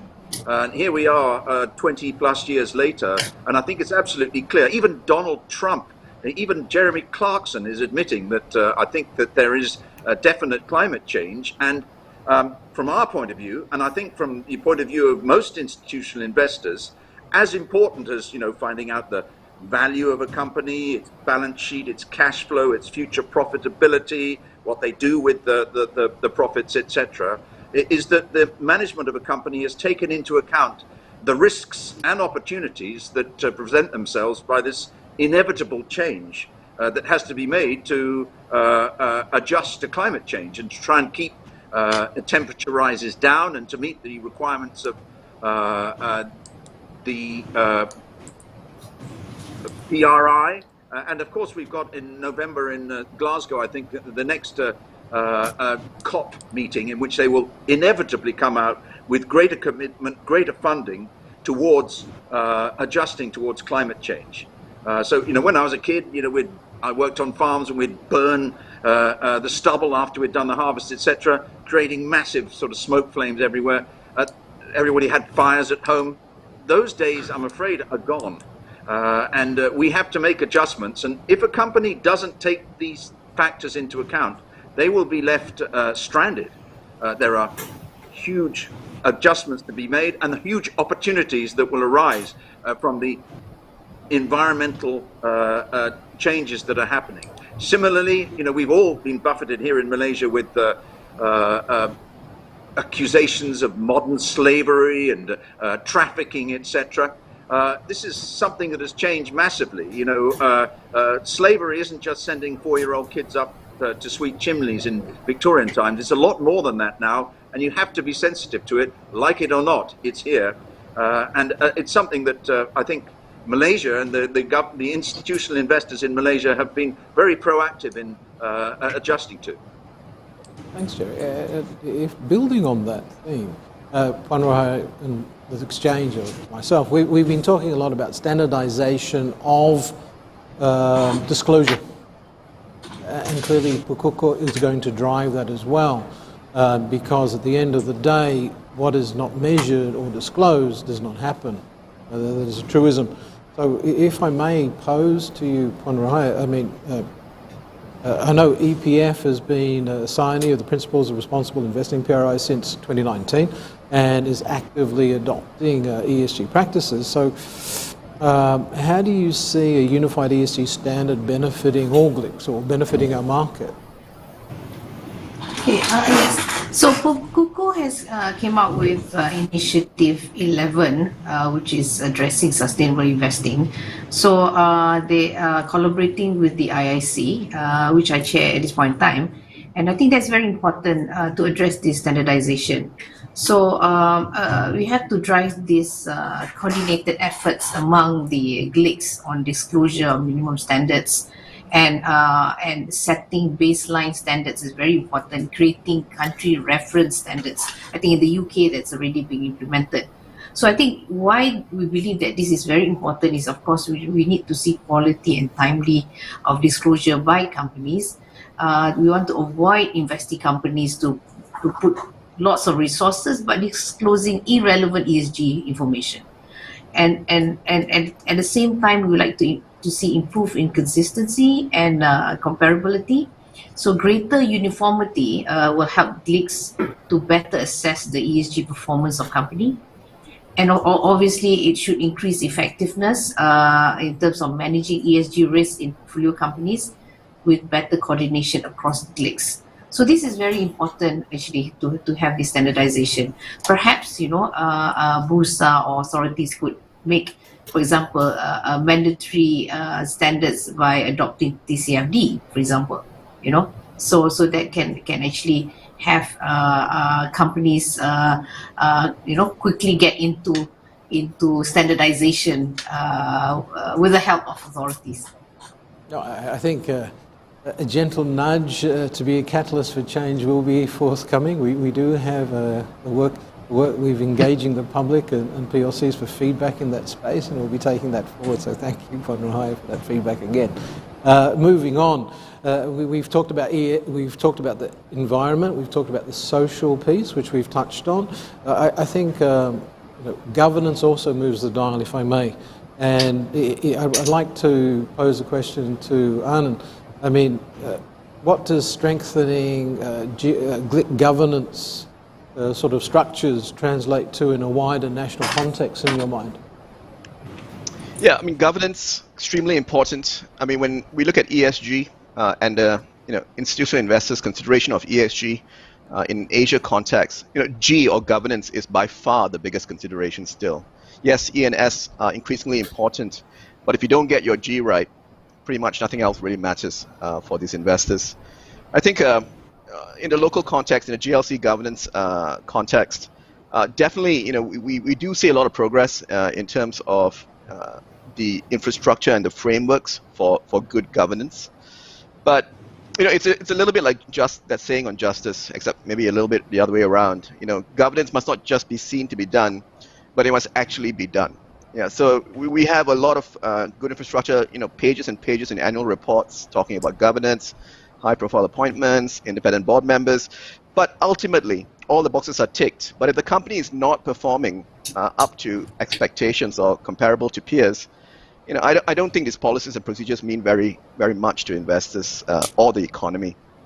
So I think from the feedback we get, I think the perception is that GLICs have good governance, but they tend to be viewed as extremely passive shareholders. Yep. And that they will put up with all manners of misgovernance and performance shortfalls in their investee companies. Again, don't shoot the messenger. Without either sanctioning boards or management or showing their displeasure by selling down shares. I think EPF is a positive outlier here. We've seen them take very firm stands against companies they feel are underperforming, and they've been very vocal about selling out of those companies, and that's fantastic. I think that's what, if you really want to make strides in governance perception of GLICs, the most impactful way, I think, is to embrace activism, embrace transparency, no more having a quiet word behind closed doors. Markets have no appreciation for that, and it does nothing for investor confidence. So I think the sustainability agenda is a good way into that change in culture. As Jerry mentioned, PRI, an explicit requirement for PRI signatories like Khazanah, QAP, EPF, is that they need to be active owners, and they need to incorporate ESG issues into their ownership policies and procedures. So that should be the bridge, I think, for this cultural change, and to show the market that we will be more activist. So clearly, in your mind, the ESG alpha is very real. We can absolutely we can target companies, and we can shift that dial and earn an abnormal return, for want of a better term.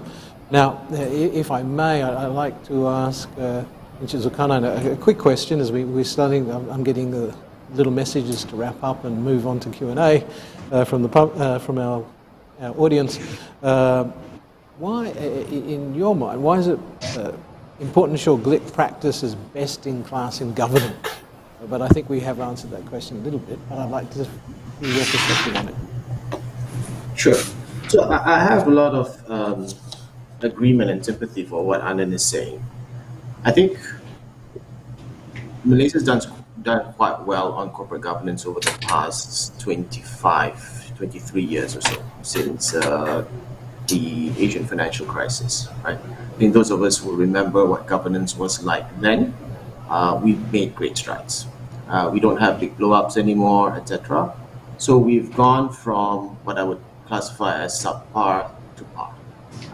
And box-ticking exercises do have a place in terms of getting the right basic construct of what a board of a company should look like, etc. Independent directors and the like, and committees on remuneration, nomination, etc. Right?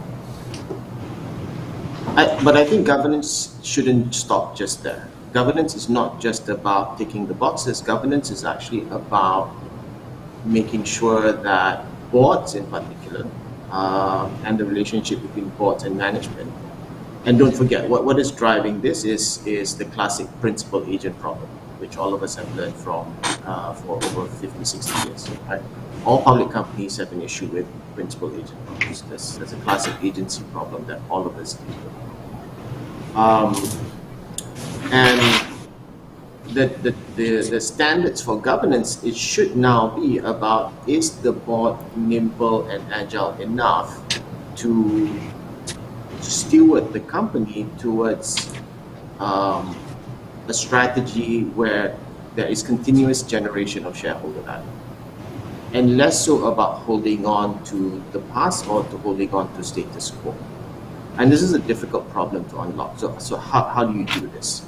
I think a few things, and I'll just jump around. I think we talked a little bit about the golden shares. I think he's very glad to see that this is part of the work track on the Buku to review what golden shares, the relevance of golden shares, and what rights and obligations that golden share should hold as we move forward. Right? Because it does contradict the principle of one share, one vote. Number two, I think institutional investors like ourselves can definitely do more, and we can. One of the things that we could do is surrounding transparency of our voting. So we have plans to make our voting records transparent to the public, so that you can search on a microsite how we voted at all general meetings. And to also start disclosing as well specific engagements that we have with company about big strategic issues, whether it's surrounding core business strategy or also surrounding transition strategies when we talk about sustainability. Because I think generally there's agreement now, as Dato Omar put it just now, there's alpha from transition and adopting sustainability. And to touch on what Anand said, it shouldn't be in the back room fully. I think there's a sequence on how to do this, but I think institutional investors should also take cue that they have a responsibility, or we have a responsibility, to start disclosing as well our own positions on this one, right? And make it publicly available and make it open for debate. Fully supportive. It is best practice, particularly for those of us that have investment mandates, to explain what we're doing and why we do it. Because when we are transparent, people understand, and it provides confidence. Now, if I could just, we're taking questions from the floor. I think there's an interesting question, which is kind of I'd like to pose to you, if I may. Financial returns, because we're talking about ESG, being financial returns and social obligations, mutually exclusive, can be aligned. Thoughts? Again, going back to clarity of mandate, if our mandate, for example, is about generation of returns and generation of wealth for society, then you must manage the institution to do so. Right? And we talk about corporate social responsibility, and the traditional thought about corporate social responsibility is actually about corporate philanthropy, correct? But to me, corporate responsibility, the number one corporate social responsibility is about delivering on your mandate, especially for an institution like ourselves, which is a quasi social institution. It's a policy instrument. That is our first social responsibility, that we must deliver on the returns that are demanded from us for the benefit of our unit holders, right?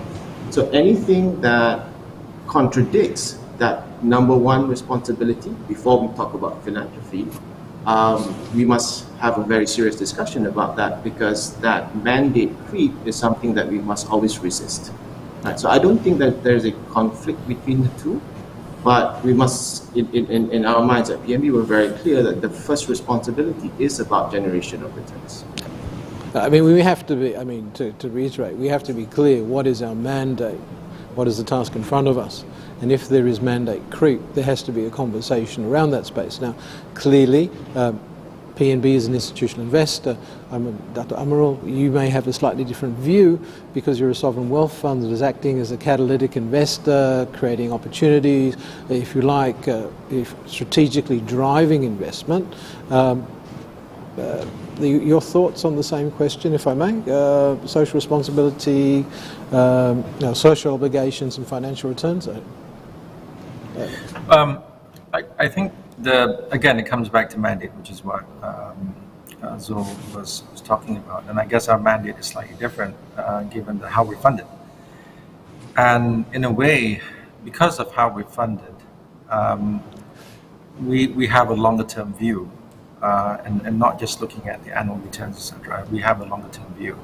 Now, from our perspective, when you look at financial returns as well as the socio-economic development or even philanthropy as well, how we will look at it is actually we do need to balance it. Okay, I'm not as a sovereign wealth fund, we need to balance it, but even if you are looking at a purely commercial corporate, it's the same thing. And you've all heard the Business Roundtable of the US, 250 US American CEOs back in 2019 have agreed that it's not just about profits, right? It's about stakeholder management. So I think it is important anyway. But from our perspective as a sovereign wealth fund, this is where what we are trying to do is really looking at how we can actually look at a longer term view of wealth creation. And because we're a sovereign wealth fund, we can work well with the government in terms of mitigating some of that, consistency and transparency of risk, the policy risk or clarity risk, etc. Because we're a sovereign wealth fund, we can manage that through our relationship. And then, of course, invite the private sector to come in. So when we look at the socio-economic impact, I mean, at the end of the day, it's job creation. It is about creating wealth. But this is job creation and wealth, which the private sector will almost, how shall I say it, will almost receive once it's de-risked. So yes, it is a bit different, but it's looking at the spectrum of risk and how we play, which eventually will lead to the socio-economic development in terms of job and wealth, etc., for everyone, not just for us as a wealth fund.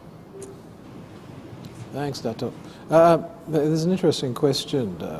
Will there be, and I'll pose it to the panel, will there be likely further consolidation among GLICs, seeing the synergy or overlapping between functions? For example, EPF and Perkeso on the social safety net. Thoughts? I think there's a lot of synergy among us, but obviously we do have different mandates, and because of that, it's quite difficult to look at consolidation at this point in time.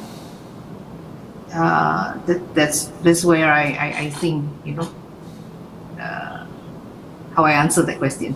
That's fine. This question, the next question has been posed in a number of different ways. GLIC reform has been ongoing over the past few years, but changes happen every time politics come into the picture. Will this continue? Or, I mean, clearly under Pakoko that is not the intention. Is it disruptive? I think the institutions are very much institutionalized in terms of their processes and functions and role. So it doesn't really matter in terms of the leadership. But if you can see the leadership that has been placed today, they're great. They've got wealth of experience. So I don't see that there's really disruption at this point in time. I'd support that, given our panelists as well. Clearly. I think so Pakoko provides clarity. It's giving a call to action. We have a council that will draw us together. But I think if I could perhaps pose a question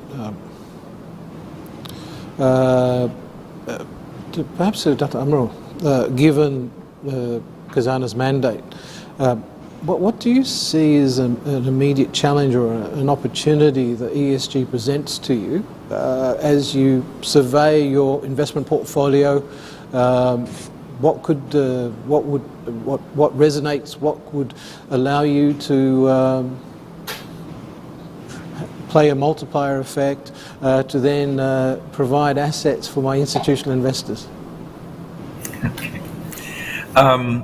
Opportunities. Now, I think there's two parts to it, and it's one is existing investments, and the other would be what we look at in terms of opportunities. And I think your question relates to some of the opportunities as a result of ESG.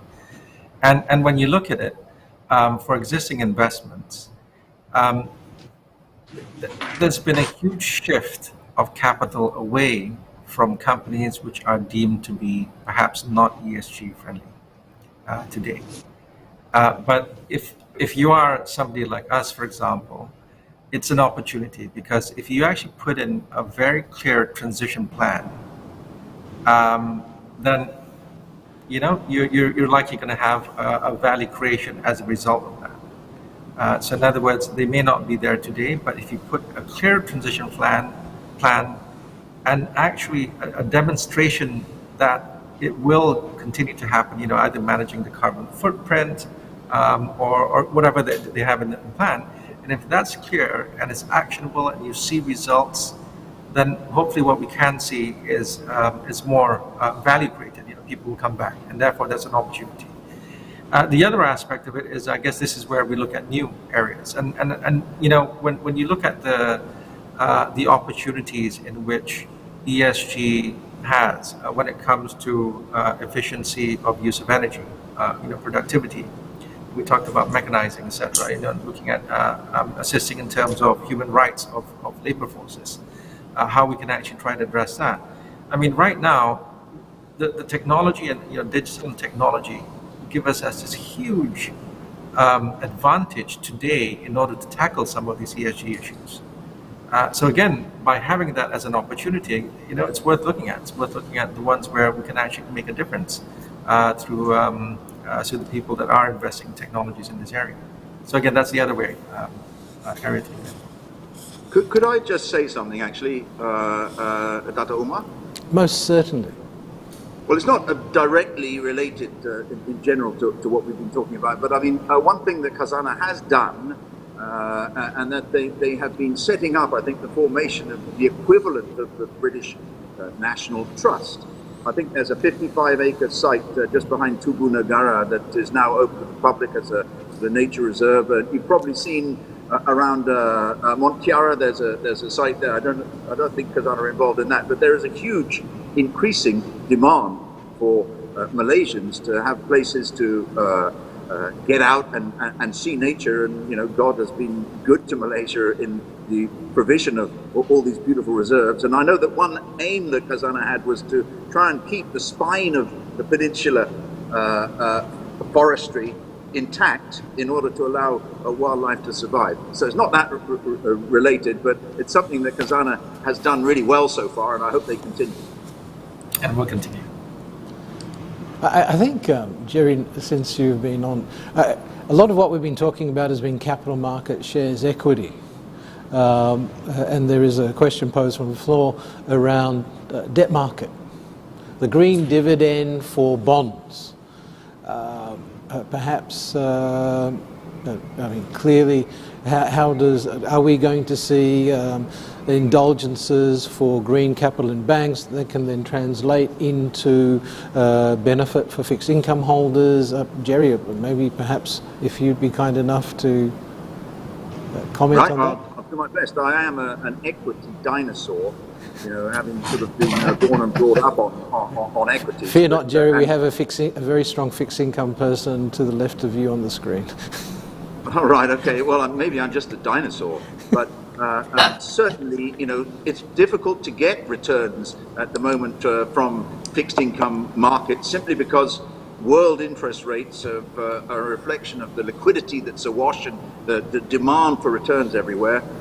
So I think over the longer term, investing in green projects with the green bonds will tend to give you a good long-term return. And there is a general drift. I remember 15 years ago, there was a drift in asset markets towards passive investing and exchange-traded funds, and everybody started to concentrate on the big, liquid, large float stocks in every country. In the same way, I think there will be a continued higher demand for those projects that have a proper measurable outcome in improving the environment. And green bonds are a key development and a key part of this that I think will ensure that returns from green bonds will be superior over the longer term, which is what Khazanah particularly, but also PNB, EPF and other institutional investors, QAP, are looking for. Puan Rohaya, since I alluded to my friend in the fixed income space from our days in Maybank. So I mean, obviously, whether it's green bond or the sustainable bond, for us, it has to be return focused. I mean, that is very clear because our mandate is very clear that whatever it is, you have to get risk return from those investments. But I think what is lacking today is the differentiation in terms of companies with high ESGs relative to the poor ESG. In terms of when they go to the market, there has to be differentiation. For example, in terms of pricing. So hence, you reward people that has got good ESG, good governance with a better pricing when they go to market, relative to those that has got poor ESG practices in the company. So I think the differentiation is not clear today. So I think over time maybe we can see that coming in from probably the likes of Maybank and all that to come and sort of develop or come up with these kind of structures to the market. If I may, it's more of an evolution. As disclosure becomes better, points of differentiation become clearer. It is easier for fixed income managers to reward companies who practice sustainable practices, particularly as mandates evolve, if I may, panelists. Now, this is a question that has come from the floor, and we receive it. It's feedback we receive from institutional investors. In fact, it's feedback we receive from the Institutional Investors Council. We saw in recent years politicians being appointed to the board of GLCs. Let's call them PLCs because we don't think in terms of GLCs anymore. Now, of course, Anand has a large grin on his face and he gets the difficult questions. Clearly, our philosophy is nomination and remuneration committees have an obligation to find the right candidates. It's in the listing rules. But if you like, a take from foreign investors, institutional investors generally, Anand. Yeah, I guess I'd be stating the obvious to say they wouldn't be very impressed with moves like that. It's things like that, political appointees to boards that create this impression that GLC governance and management standards are beholden or heavily influenced by those of the government itself. And that's not a good place to be if you're a GLC, especially over the last couple of years where we've had a lot of political volatility and you've had all these management changes. So I really can't see the positive side of that dynamic, and I don't think many investors would have a positive view on that either. If I may, Encik Zulkarnain, same question, thoughts? No, I think similarly, I touched upon the golden shares. So a lot of the appointments have been for golden shares. I think we should have a review of the relevancy of golden shares in today's capital markets. I like Dato Faizal's analogy earlier of Scottish castles. Was strategic, no longer.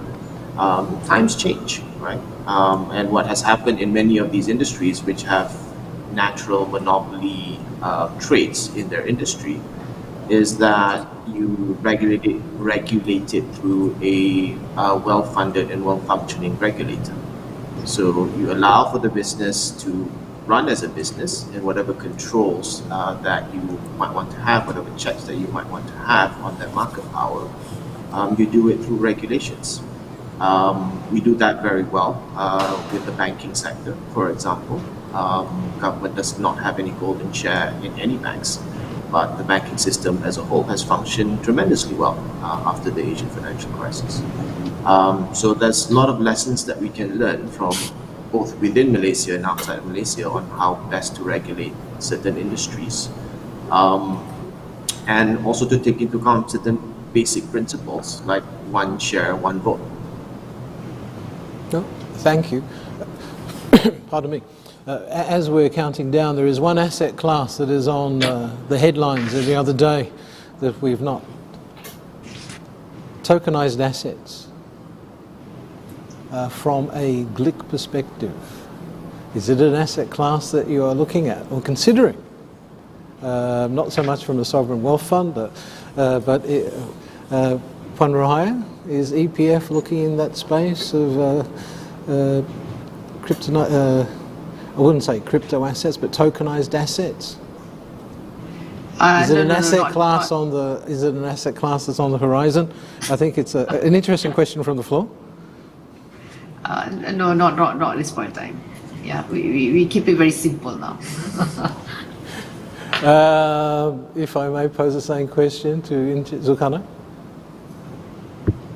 No, I mean, I think it's an interesting development in the financial markets. Remains to be seen whether it's an asset, it's a currency. I have my own personal views about that. I think it does not fulfill the standard definition of a currency, which is a steady whole of value. It seems to be an asset because the prices are moving around and people are willing to bid up and down these assets. But I would struggle quite a lot in terms of trying to provide a fair value to these assets, shall we say. Yeah, so I think when we look at it from an institutional standpoint, when we cannot ascribe hand on heart what is the fair value of an asset, it's kind of hard for us to purchase that asset. Having said that, there are businesses being built around cryptocurrencies, exchanges, etc. I think those are much more interesting, and I wouldn't say no to looking at those. I mean, as it has been announced at the exchange, we are developing a voluntary carbon market as a prelude to a domestic emissions trading scheme. In our mind, this market will actually be tokenized. So there'll be a hard asset behind a tokenized asset, specifically addressing the ability to identify a specific asset. So assets aren't resold, you can show provenance, you can then verify the asset, and this is a work in progress with CASA, KETSA, and of course MOF. So I think it'll be quite an interesting development, and I'm sure we'll all be having conversations about the opportunities that this market presents. Now, I would just like to again thank our time has come to an end. The audience, thank you for your feedback and your questions.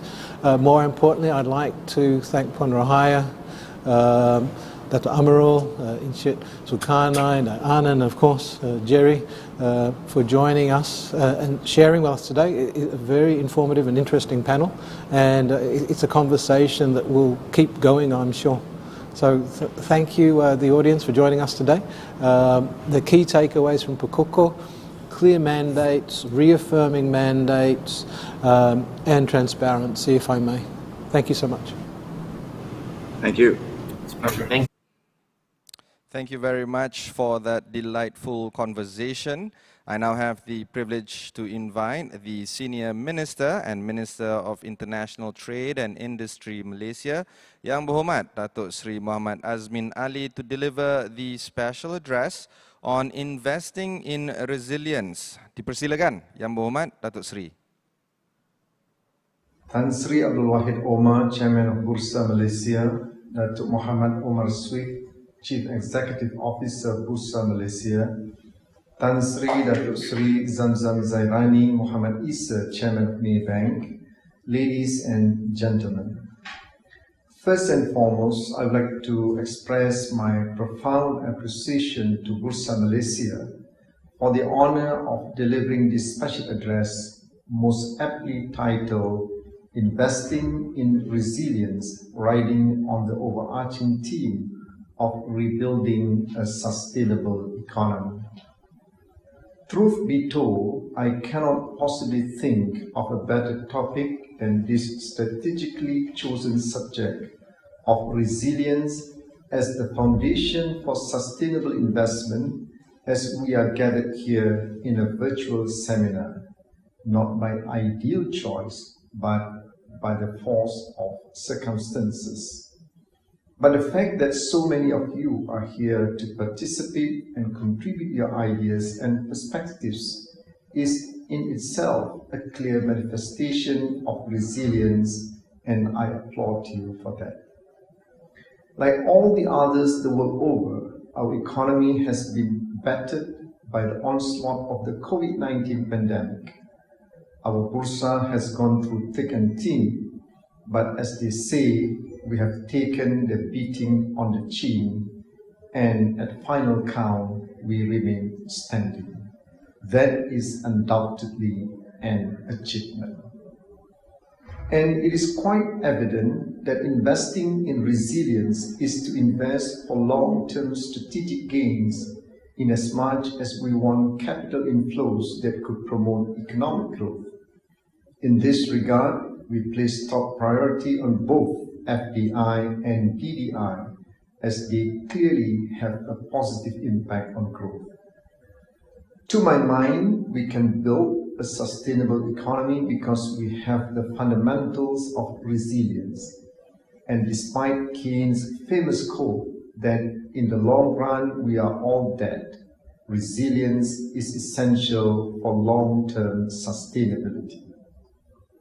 To engage in a holistic discourse on this, I will touch on how our industries, SMEs, and business have been responding, how we are shaping our policies and strengthening them with targeted initiatives, and lastly, how we are actively participating in regional and global agreements to boost trade with capital investments as well as technological advancements, the key elements of our national aspirations.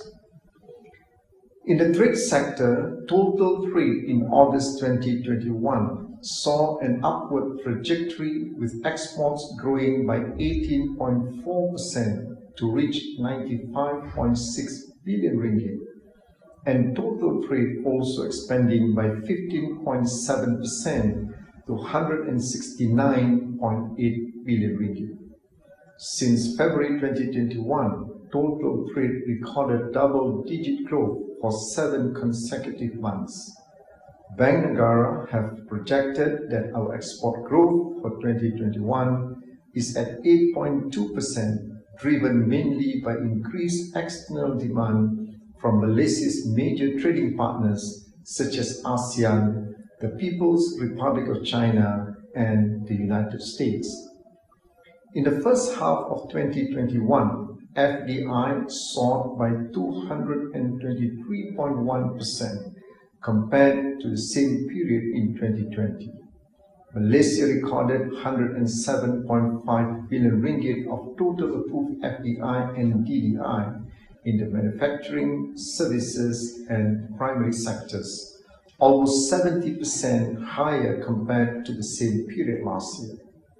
These investments may involve 2,110 projects and are expected to generate 45,000 job opportunities. An increasing number of capital-intensive projects approved by MIDA will help create a wide spectrum of high-value and skilled employment opportunities. Malaysia continues to attract high-value, high-tech investments to our pool of high-skilled talents and readiness in adopting advanced technology for value-added industries. While the global vaccine distribution inequity had delayed our mass rollout initially, we have now secured adequate supply even for booster shots. Thanks to an all-of-society approach, with the nation's key business sectors playing their role, our aggressive vaccine rollout is moving even faster than that of most advanced nations. As of 10 October 2021, the vaccination rate for the adult population has reached 90%. The FMM-MIR Business Conditions Survey in the second half of 2020 noted that business activity, both local and export demand, would pick up in the second half of 2021. We are pulling out all the stops to make sure that progress remains constant and to learn not only to live, but begin to thrive again within a world where COVID-19 is endemic. In this regard, pursuant to our National Recovery Plan, all sectors of the economy are up and running with commercial and retail outlets coming back to life again. Additionally, as of Monday, 11 October 2021, state borders are reopened and Malaysians are now allowed to travel overseas. We believe that this latest development will provide a strong impetus for the economy to be that vital shot in the arm as a booster for growth and recovery. Ladies and gentlemen, this journey of winning the trust of investors has been a two-way process. We have learned much from them to help shape our long-term plans and policies in a way that would also meet our national investment aspirations, which underscores Malaysia's comprehensive approach towards reinvigorating the investment ecosystem and respond adequately to emerging mega trends as well as the evolving needs of our investors. The NIA will ensure that our aspirations are reflected cohesively across all current plans, helping to streamline the mandates of all investment promotion agencies as well as the GLCs and cliques. Moving forward, the government will also continue to strengthen the country's economic fundamentals through the implementation of open, transparent, and business-friendly trade and investment policies. This includes the ongoing efforts by the government to ratify the CPTPP and the RCEP. These agreements drive progress across a number of key objectives of our NIA. For example, the ASEAN Digital Transformation Agenda enables Malaysia's commitment to incorporate comprehensive digital economy elements in international trade arrangements that will improve stability, lower risk, and reduce compliance costs. Additionally, these integrative measures will work towards greater enhancement of supply chain resilience, which is so essential for Malaysia, whose economy is substantively anchored on the vibrancy of international trade. Malaysia will continue to target high-quality, advanced technology-oriented investments in new growth areas that also focus on long-term sustainability that is compatible with the ESG goals, as new investments that are anchored upon these elements will propel growth in the technologically sophisticated sectors. As encapsulated in the 12th Malaysia Plan, particular emphasis is given to ESG elements as the new license for business to operate, since there is increasingly no alternative, with both consumers and investors demanding it. ESG will map how business can be a catalyst for addressing our climate crisis and the challenges and opportunities that the climate change economy presents. Ladies and gentlemen, with Malaysia's strong economic fundamentals, we are confident in the prospect of sustainable recovery, equitable economic growth, and shared prosperity. We are determined to achieve all this through collaboration, partnership, and a spirit of optimism that envisions not just Malaysia or ASEAN, but the whole world heading together toward a brighter future. As the saying goes, no man is an island entirely of itself. Every man is a piece of the continent, a part of the main. Likewise, I believe no nation, no matter how strong or advanced, can succeed alone or can remain resilient as we continue to face the challenges that lie ahead. However, if we pull our strengths together, join hands in enhancing our efforts of integration and work towards the achievement of progress and shared prosperity, I believe we will succeed. Thank you. Thank you very much, Datuk Seri Azmin. Much has been discussed and debated throughout the morning, and plenty of lessons learned and ideas generated along the way. With this, we now move on to the closing speech. May I now invite Encik Fadil Mohamed, the Chief Executive Officer of Maybank Investment Bank, to deliver the closing remarks. Dipersilakan, Encik Fadil. Yang berbahagia, Datuk Zaid Alba, Executive Chairman Securities Commission Malaysia. Yang berbahagia, Tan Sri Abdul Wahid Omar, Chairman Bursa Malaysia. Yang berbahagia, Datuk Mohamed Omar Swift, Chief Executive Officer Bursa Malaysia. Yang berbahagia, Tan Sri Datuk Sri Zam Zairani Muhammad Isa, Chairman Maybank. Dr. Hasnita Hashim, Chairman Maybank Investment Bank. Distinguished panelists and guests, members of the media, ladies and gentlemen, a very good afternoon. First of all, thank you everyone for your participation today. I hope you have found the sessions insightful. I would also like to thank Tan Sri Abdul Wahid Omar, Chairman Bursa Malaysia, Datuk Mohamed Omar Swift, CEO Bursa Malaysia, and the Bursa Malaysia team for the great partnership that made today's Invest Malaysia Series 1 a success. Ladies and gentlemen, the word reform brings to mind transformational, not incremental changes. The need for economic reform is real. The pandemic has exposed our shortcomings on issues like wastages and excesses, equality and inclusivity, climate and the environment. For almost 2 years, we are at the inflection point of this crisis. It is time that we move from firefighting to future-proofing. In the context of economic reform, the 12th Malaysia Plan provides a roadmap to this transformation journey for Malaysia's transition to a high-income economy. The 3 pillars of the next 5 years' development under the 12th Plan are prosperity, inclusivity, and sustainability. To use the analogy of the economic pie, we need to not only make the country prosperous by expanding the economic pie, but also be inclusive by equitably sharing the expanding economic pie, and to ensure that the economic pie can keep expanding sustainably and responsibly for future generations. What is the role of the capital market in the 12th Plan? What can the private sector and the capital market participants do to create a prosperous and inclusive sustainable economy.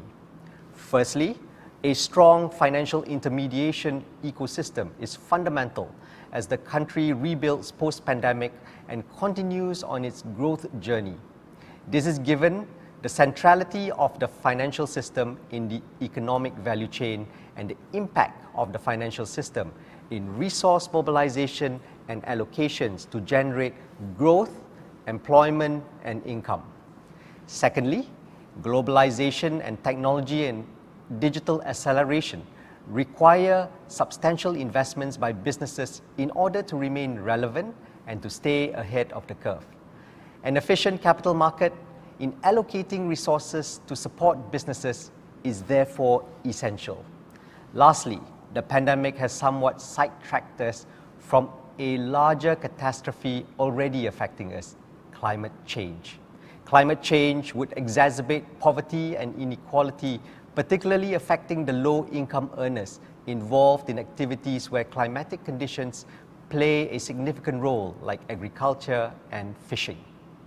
Mitigating the climate change impact needs a whole-of-nation approach. The 12th plan has incorporated a carbon-neutral aspiration for the country, while the outcome of COP26 next month could see more ambitious emission reduction targets requiring substantial investments. As capital market drivers, we must therefore be responsive in mobilizing capital to help businesses to decarbonize. Maybank's own M25 5-year plan and our mission of humanizing financial services includes the broader inclusivity and sustainability agendas. Firstly, we are pervasively digital as a means to enhance financial access and inclusion, launching services such as Maybank to You Biz and SME digital financing to support micro, small and medium enterprises. Within 6 months, SME digital financing hit a milestone of 1 billion ringgit in loan approvals, benefiting more than 8,200 micro SMEs. Secondly, by focusing on new value drivers, we are helping to allocate capital in areas that will create new job opportunities and build a multiplier effect for economic growth. And thirdly, we have embedded sustainability in our business and operations and partnered with stakeholders to achieve sustainable growth and inclusive progress. We are doing our part to help the nation achieve its carbon neutral aspiration.